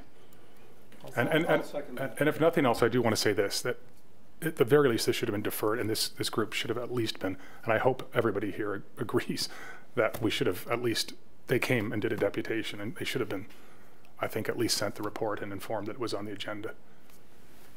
Thank you. So, on the table then, or are we not? Who? Yeah. I who? Seconded. Just a sec.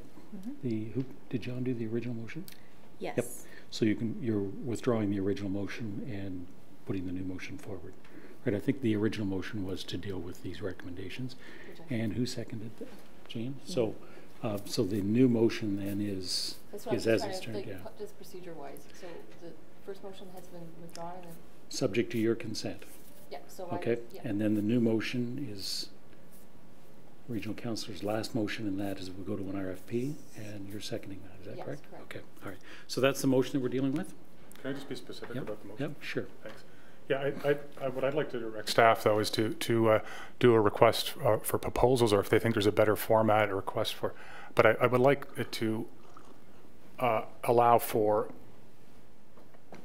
I think we should have a process that allows for both charitable or not-for-profit and for-profit, so we can compare them. And so, maybe the categories benefit to the town, and they can describe that for the town, whether it's in dollars or in other forms, and then we can decide. We can look at that, and staff can look at that and say, this many points for, and this is your recommendation as a result of that. But I would like to see a format that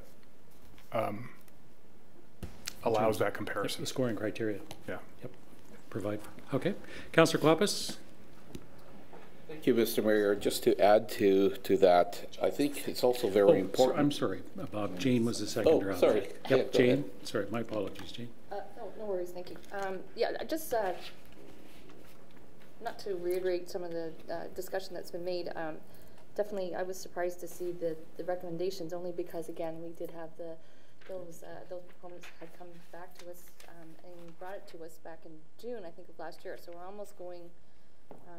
By the time this comes to fruition, I would think we'll be almost at that year point. But definitely, I was in support of doing an RFP, and I think just through due process, I think is the best way to deal with this.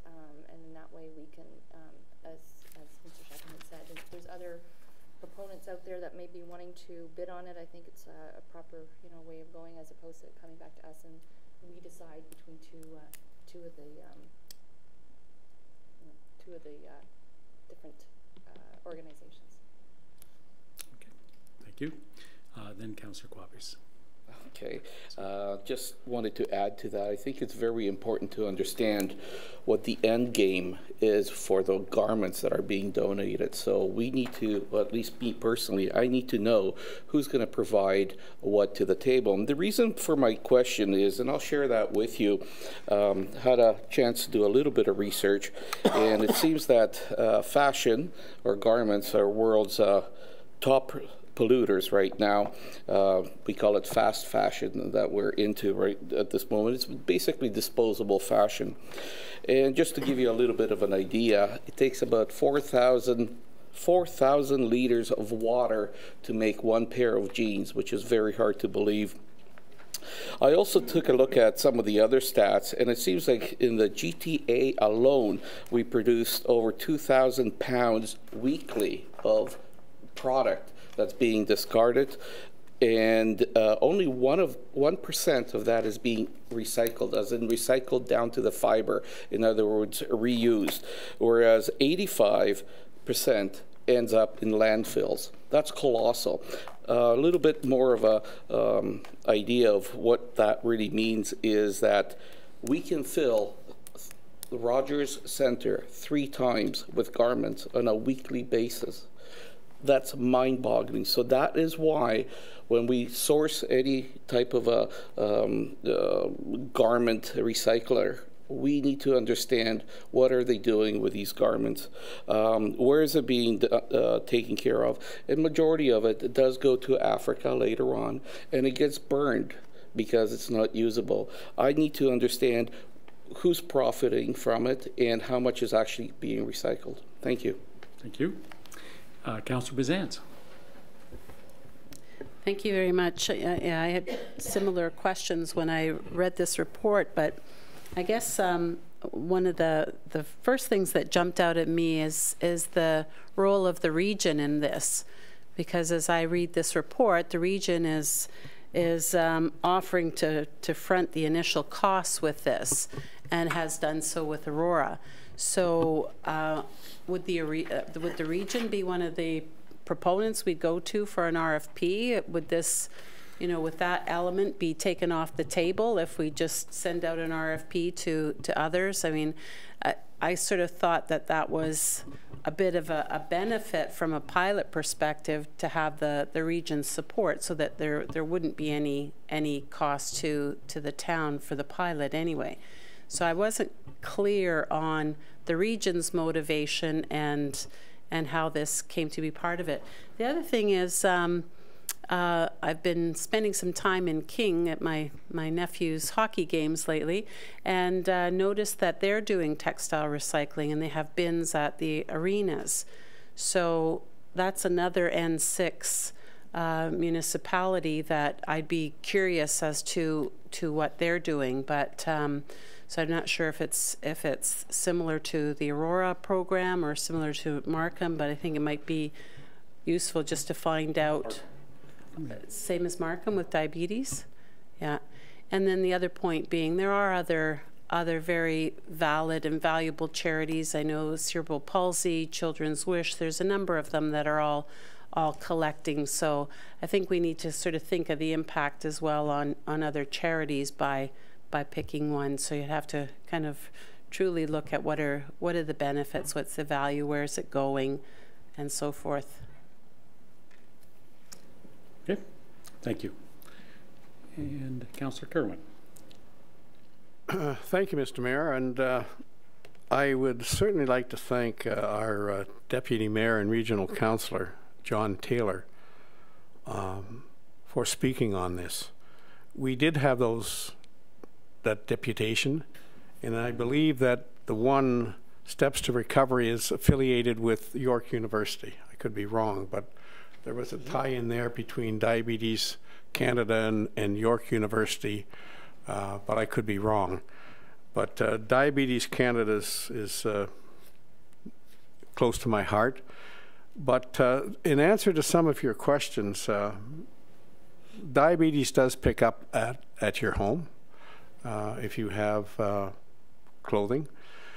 But the end game, where does a lot of it go? Councillor Quapis was quite correct. It goes to third world countries. I had the opportunity this July, as we were celebrating our 50th wedding anniversary, to go to Kenya in a place called Nanyuki, which is about 6 hours drive from Nairobi.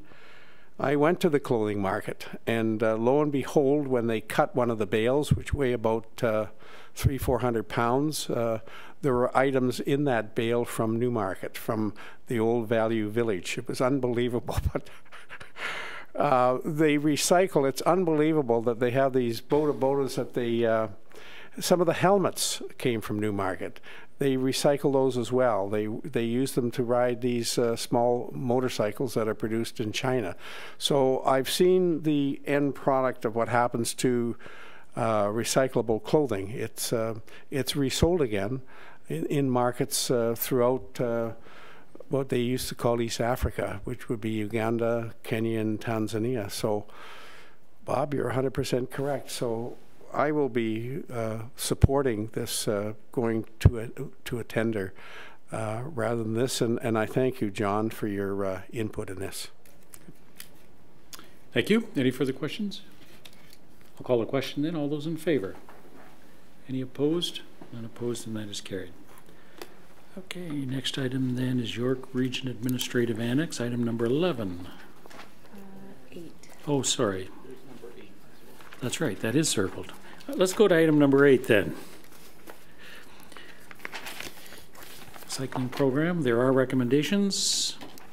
Could I have a motion, please? Regional Councillor moving the recommendations?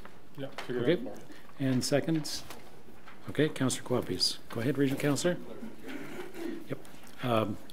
Regional Councillor. You can speak. Thanks very much. I just have a couple questions first. So we've been approved for the $290,000. It involves the projects that are listed on page 49 under 2018, 19, and 20. And I guess what I'm trying to understand is that then it says that it's 80% of the total cost. 72,000 is our cost. So is it basically $360,000 we believe is the cost to do all of those projects? It seems very reasonable, or extremely reasonable. So I assume that's not the case. Okay, Mr. Nohammer? Yes, thank you, through Mr. Mayor. That would be wishful thinking if we could get all that done. Yeah, that $290,000 plus is Newmarket's share of the program grant amount, and that is to be used for a number of projects or any portion or collective of projects that are provided to the province on a list as part of the application. So those projects were provided as part of a list, and we can use the funds on any one of those projects or part of those projects. So the purpose of having a list is to provide some indication as to how the monies would be spent, and that list can be updated annually as part of this program. And in terms of the $72,000, that's basically the town's share if we were to use all $290,000, which I expect we will, because the province's share represents 80% of the total project cost, if that makes sense. Yeah, got you. So these projects here were the ones we submitted as examples of our need. We're awarded this amount of money, but obviously this amount of money doesn't even begin to complete all of these projects. And so when we list them here as 2018, 19, and 20, we shouldn't be under the impression that they're necessarily all going to be done or be done in those timelines. Those are just examples, or that's correct. This is basically coming out of a preliminary look at what our active transportation program implementation might look at. And so the first two in 2018 are, those that will be coming forward in 2018, and that the $290,000 can start to be used towards those projects. I stand to be corrected, but I do believe this is an annual program. So I believe there will be funds coming in subsequent years. That's something I'll follow up on. Okay. I assume I'm probably not far off to assume that pretty much everybody got some funds, and they're probably proportional to the size of the municipality or something. The criteria was not only population, but extent of the active transportation network and upcoming projects. Okay, and the resolution here is that you need this resolution to ensure that we get receipt of the dollars. Is that also? That's correct. Yeah. Okay, so would it be also possible? I guess here's what I'm wondering, Mr. Nohammer. I guess what I'm wondering is, when I can't remember the last time we did this, but last time council revisited the cycling infrastructure multi-year plan, what's planned, where these fit into other ones, because I'm assuming that these are the ones that are on the application, but there might even be other ones that are interspersed in some of these years or beyond these years, and what kind of funding we have internally or anticipate getting from this, and so what becomes realistic and not, and so that council has an opportunity to prioritize some of this, and my thinking comes from the fact that there's several good projects here, but I'm really keen on us pursuing the Mulock Drive opportunity. I think we really need to put in place those sort of key backbone pieces of infrastructure before we put in the fine grid too much. But I don't think I have a full enough picture to understand. And so is there an opportunity for us to pass this resolution, but then ask staff, and whether it's later or as part of this, if you think it'll interfere from our funding application, we could do it separately, but then to have this report brought back with sort of what other projects are anticipated and what funding we have, and so council can get a bit of a glimpse into, all right, I think I see that we're probably going to be able to afford to realistically do A, B, C, and D, but we'd like to focus on B or A and B. Is that? So through you, Mr. Mayor, I think what will help address that question is the active transportation implementation plan. These projects, I should also mention, were included in the 2018 capital program as two elements of that implementation. The plan and its yearly schedule of projects will be coming forward to committee and council, in addition to a number of other forums, such as the Active Transportation Forum that is being planned for the spring. So there will be lots of opportunity to understand what the full program implementation looks like, and through the annual budget approvals as well, in terms of which projects come forward for funding. So there's the active transportation implementation work that's going on. There's the forum or the Congress that's going on. What is the order of those, and will any projects be advanced or dollars spent in advance of those? Or I'm just trying to see the timeline. We'll get the that implementation plan, or we'll get the, I would assume, the Congress or the forum first, then the plan, and then something brought back to council that says, out of all this comes, this is how we've revisited the overall multi-year plan. Or yeah, certainly you're not far off. Through you, Mr. Mayor, I think the order would be that in the 2018 capital budget, we did indicate that Woodspring and Main Street were the two projects that would be coming forward. And in terms of the sequence of the other venues for consultation and also for vetting the implementation plan, I'll ask Rachel Prudhomme to expand on that in terms of timing. Rachel, go ahead. Thanks. Through you, Mr. Mayor. We do have already a draft of the Active Transportation Implementation Plan, which was just handed to us, I guess, about 4 or 5 weeks ago, that we're going through right now. Once we review that plan with the consultant, we will be bringing it forward for council to have a look at. The actual connections that we put on our application for OMCC this year were in advance of receiving that draft from the consultant, recommending which trails should be going in, which bicycle facilities should be going in first. So we took sort of a guess at it by putting in some connections that we heard were really needed, and that's why those were the ones that we put into the application plan.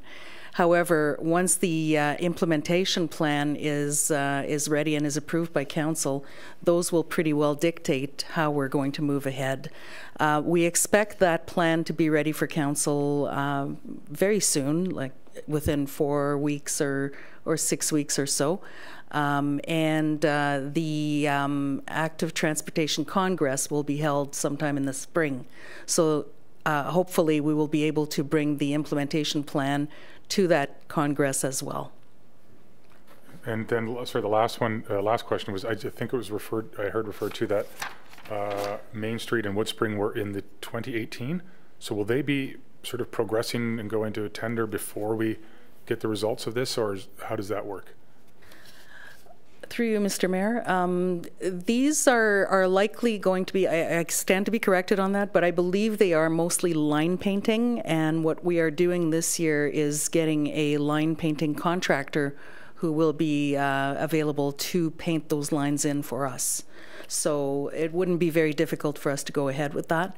I believe the RFP is ready for the line painting for this year, and hopefully we'll have someone on board and can just direct them to get the work done.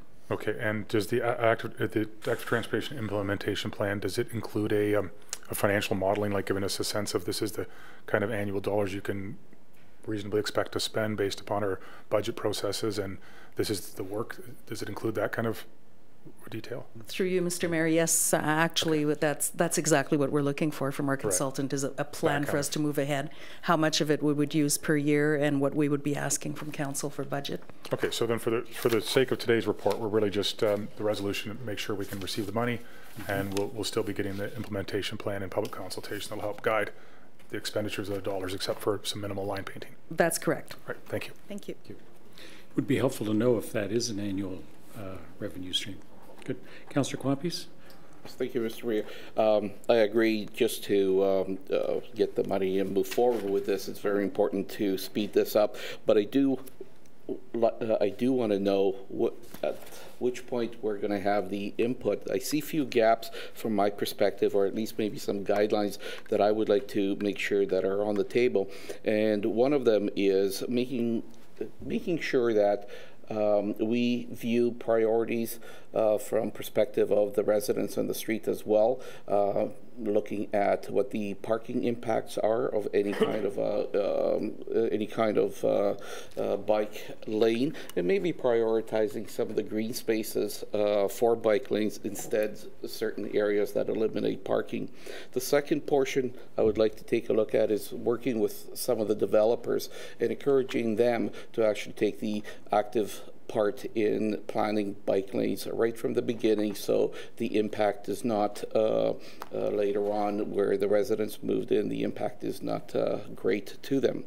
Thirdly, just looking at the names in the streets that are in here, I noticed that Main Street is one of the priorities, but I do see a disconnect from Main Street South, that we currently have bike lanes, to the proposed Main Street North, where we're proposing bike lanes. There's a huge gap of Main Street South between what's already in place to Davis, where I don't see anything on there. It might be an oversight on my part, but I think that would be something that we should consider just attaching and combining those current bike lanes with the bike lanes that are already being planned. So just 3 suggestions, and I think that I'm looking forward to having that input when the time comes.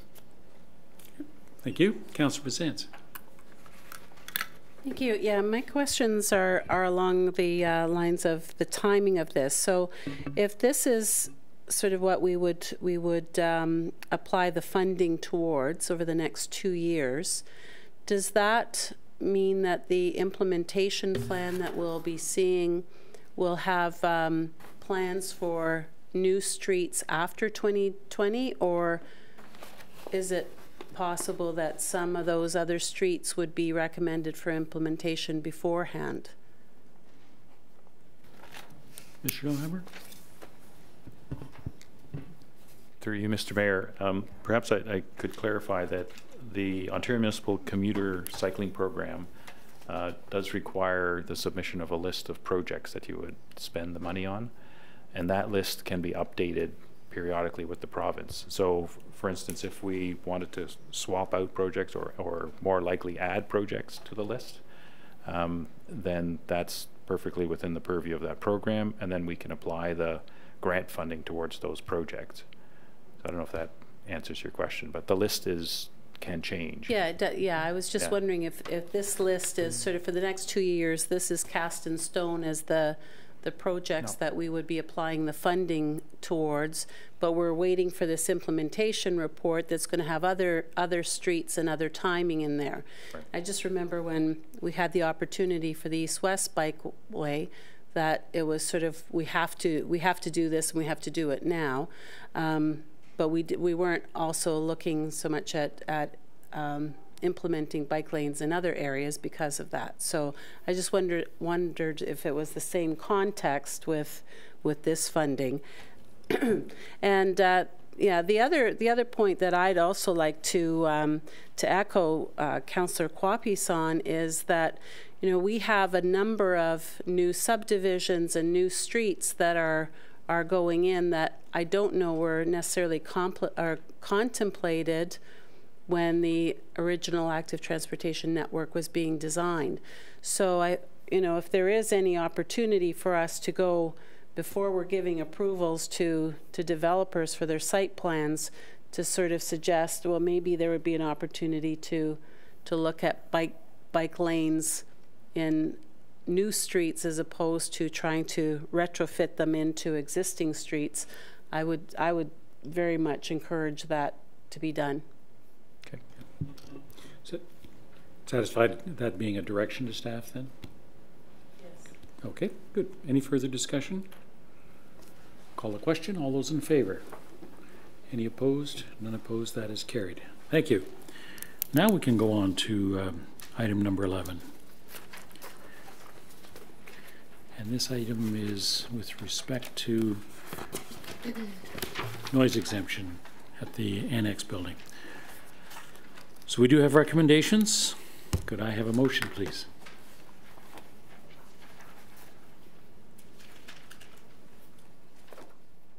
Even if it's a motion to receive, I guess, but I do need a motion.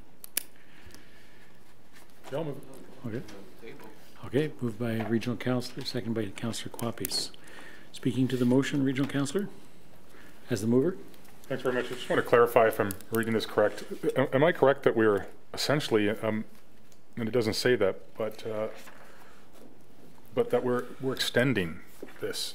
Are we not? Does this not exist currently in the? I believe in the exact form it's in right now, or when I read the report, I believe I'm reading that. But Madam Clerk. Through you, Mr. Mayor, yes, that's correct. There is an exemption in place that ended at the end of December of this year, so this is to take them through the next 2 years. And am I correct that this exemption is to allow for 1 hour additional 6 a.m. to 7 a.m., but that's not on weekends and not on statutory holidays? That's correct. And we've had, I think it also outlines that we've only had a small number of calls to, regarding this. Do we know how many? Just perspective, that's all. Yeah, through you, Mr. Mayor, there's been four complaints. 2 of them we were unable to locate the source of the noise. One was for starting before 6 a.m., which we dealt with through the project manager in the region. And the 4th one, I believe, was for starting at 6:15 in the morning, which is permitted with the exemption. Okay, thank you very much. Thank you. Councillor Quapis is the seconder.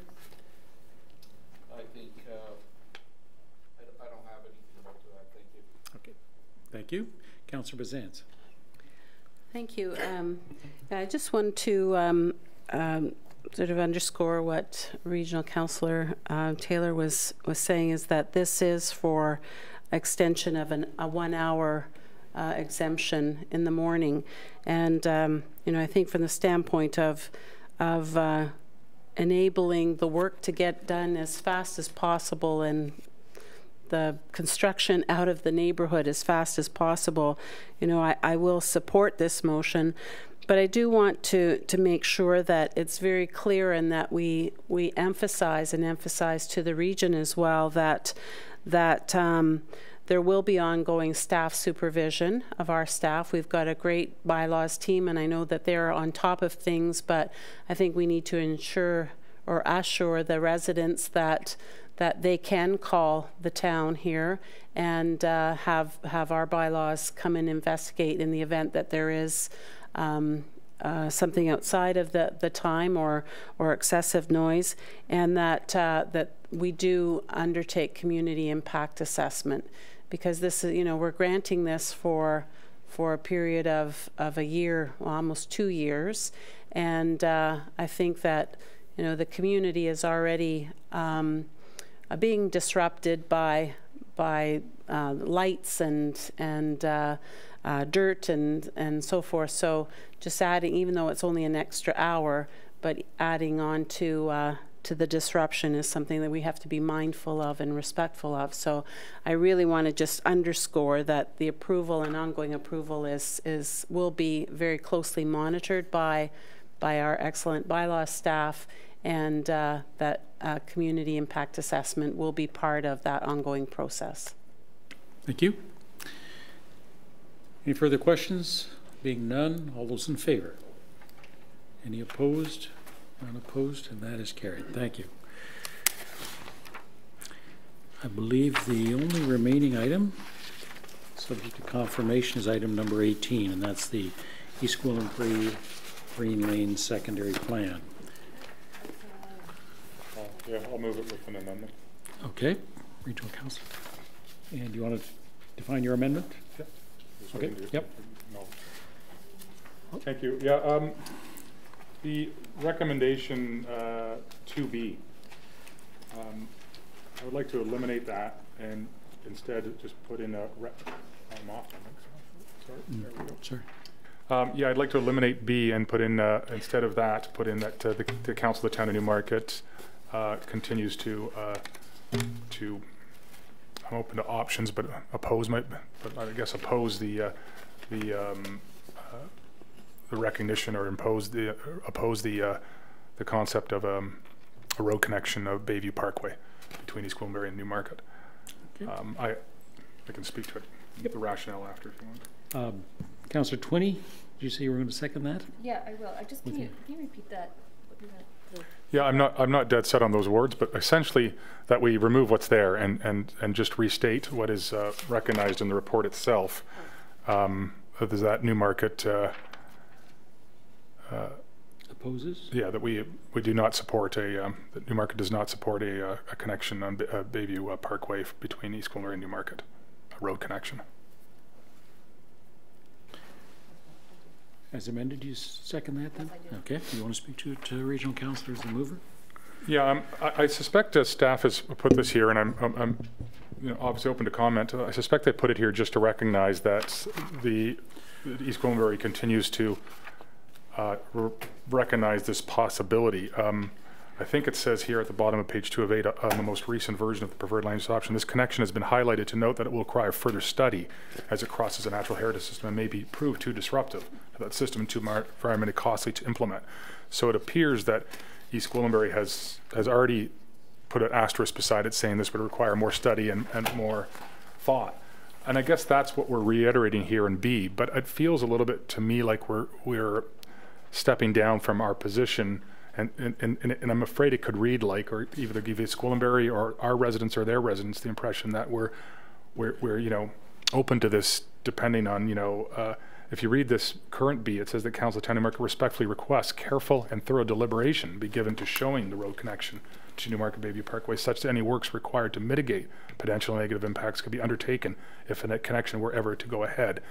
But it sounds a lot like, maybe if, and then if it were going to happen, hopefully this will be looked at. And I really still think we should just, it sounds like they've already put that asterisk on their report, and if I'm wrong, then please correct me. But I still think our position should be easy to understand, which is that we at this time do not support it. Okay. Thank you. And that's been reiterated January 31st, 2017, and March 21st, 2017 directly. Councillor Twinney speaking as a seconder. Thank you. Yeah, I do support that. I was going to ask that we keep our strong wording that we did originally when we did send it to East Gwillimbury. I do have a question though, through you, Mr. Mayor, to staff, process-wise, just just in case something did happen, we can obviously say that we oppose it. But if they do wish to continue at some point to put in a roadway, this still has to go through Town of Newmarket lands. So would we, if we oppose it and we don't build that connection, then it won't exist. Is that correct? Or is there a way that they could actually, if they really wanted a roadway, have the roadway deemed to be connecting to Bayview Parkway, which is funny enough, a roadway that is only 30 kilometers an hour, as we mentioned earlier today, and that runs through a large portion of parkland on both sides. Mr. Neuhammer? Mr. Mayor, Councillor Twinney, I believe you're correct that it would still require the cooperation of the Town of Newmarket to make that connection, that last final piece, as much as the Town of East Gwillimbury might want to extend a road to the south. If it doesn't connect to Bayview Parkway, then what's the use of that? So I think it would still require the firm commitment of the Town of Newmarket to make that connection. Right. And that's what I would expect East Gwillimbury to do if they were to pursue that further. And I think that's what they're alluding to, that it would require careful further study and consideration, not only of the environmental impact and cost, but also with the cooperation of the adjacent municipality. I think so. I do then support definitely the amended recommendations, because I think then it just sort of sets a clear statement to East Gwillimbury where this council stands on that. So I appreciate that. Thank you. Thank you. Mr. Sheldon. Just wanted to add to the Commissioner's comments that just thinking about how a municipality might be able to achieve that connection, and subject to confirming this, it could be through a regional designation of the roadway. So I think it is very important that you're quite clear, and if you're supportive of a potential trail or bike trail in the future, then to use a vehicular connection that you've used in the past as well, that you're not supporting a vehicular connection. And perhaps you continue to take the same position. This position has been taken for a couple of decades. Mr. Shelton, would it be appropriate for us to forward a copy of this report to the region as well, so that they have an understanding? Could we add that in the copy of this report before to the region? Is that friendly? Okay, good.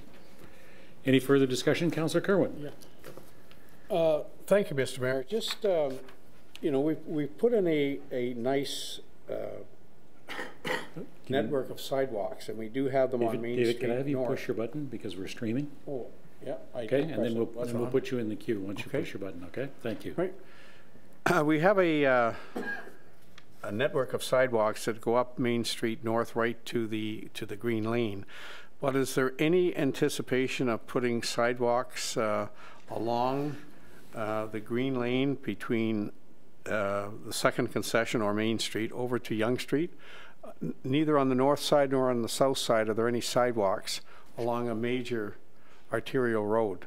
In other words, if you walk from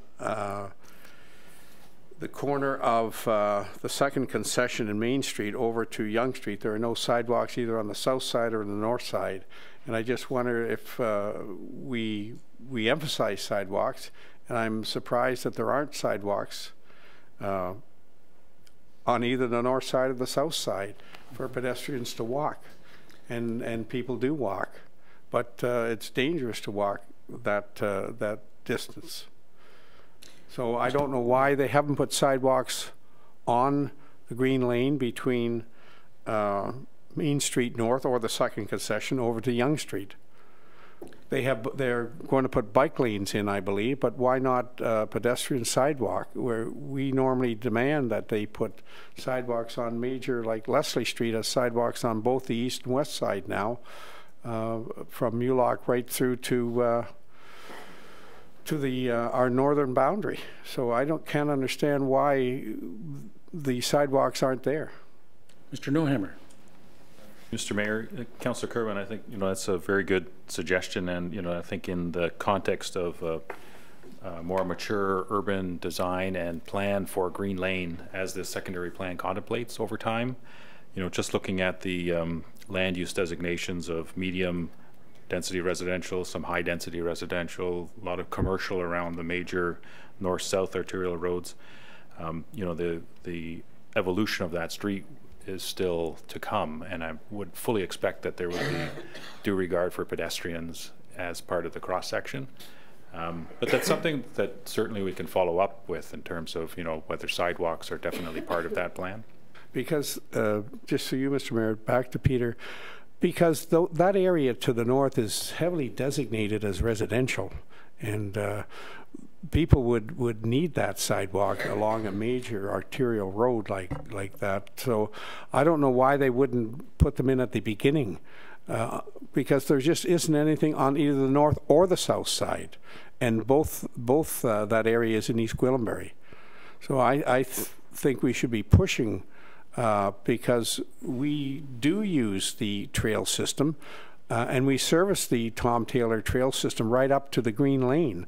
So it's not just people using the trail system that end up at the Green Lane, but people who use our sidewalks. Remember, we put the sidewalk on the east side of Main Street North, so the sidewalks go up there, and the trail system goes up there, but when you get there, there's no connection from there either further east or west.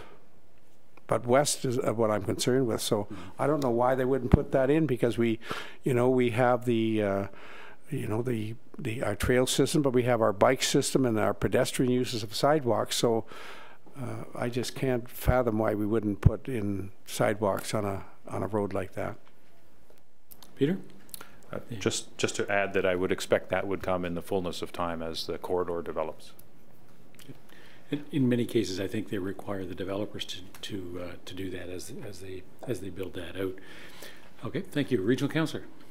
Yeah, I just want on that point, I think it's kind of being said there, but Mr. Shelton, isn't that even Davis Drive west of Newmarket, isn't that how we handled that rural cross section, that we try to save the taxpayers money and we put the onus on the developer as they create the density and the foot traffic that they're required to put those features in? Mr. Shelton? Those are the types of considerations that we take into account. Sometimes you'll put a temporary sidewalk in, but you try to put it off until you do have some development activity. You can fold it into a development agreement.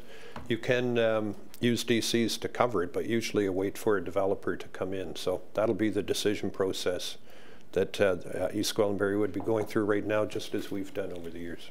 Yeah, so I guess that's an interesting point that I mean, they could be considering, to Councillor Kerwin's point, they could be considering even an expensive temporary use. Yeah, okay, thanks. Thank you. Any further discussion? Being none, then again, the motion as amended. All those in favor? None opposed, and that is carried. I believe, Madam Clerk, that deals with all of our agenda items. Is that correct? Consent items. Consent items. Yeah, yep. So we have to. Yep. Thank you. So before we go into a closed session, are there any action items?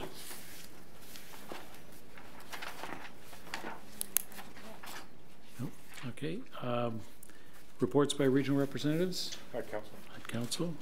Any notices of motion? Being none. Any motions? New business? Okay, it's appropriate then that we go into our closed session. Could I have a motion, please, then, to go into a closed session in order to receive a verbal report regarding the clock tower? And this, as the CAO has indicated earlier, that is with respect to litigation or potential litigation, including matters before an administrative tribunal affecting the municipality. Could I have that motion, please? So. Regional Councillor, Councillor Kwapis. All those in favor? Any opposed? None opposed? That is carried. Okay.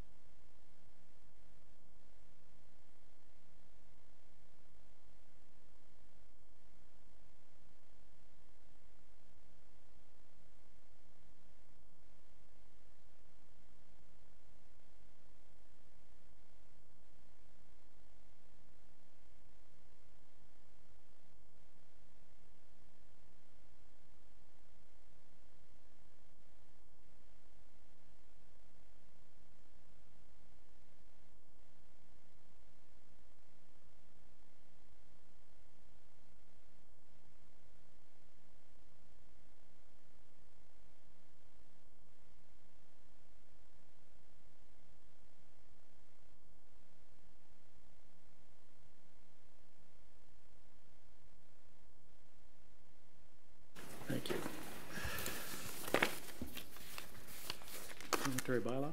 There we go. Okay. We're back into open session then, so I'll entertain, there being no further business, I'll entertain a motion to adjourn. Councillor Kerwin, Councillor Bizantz. All those in favor? Any opposed? That's carried. As you put me down.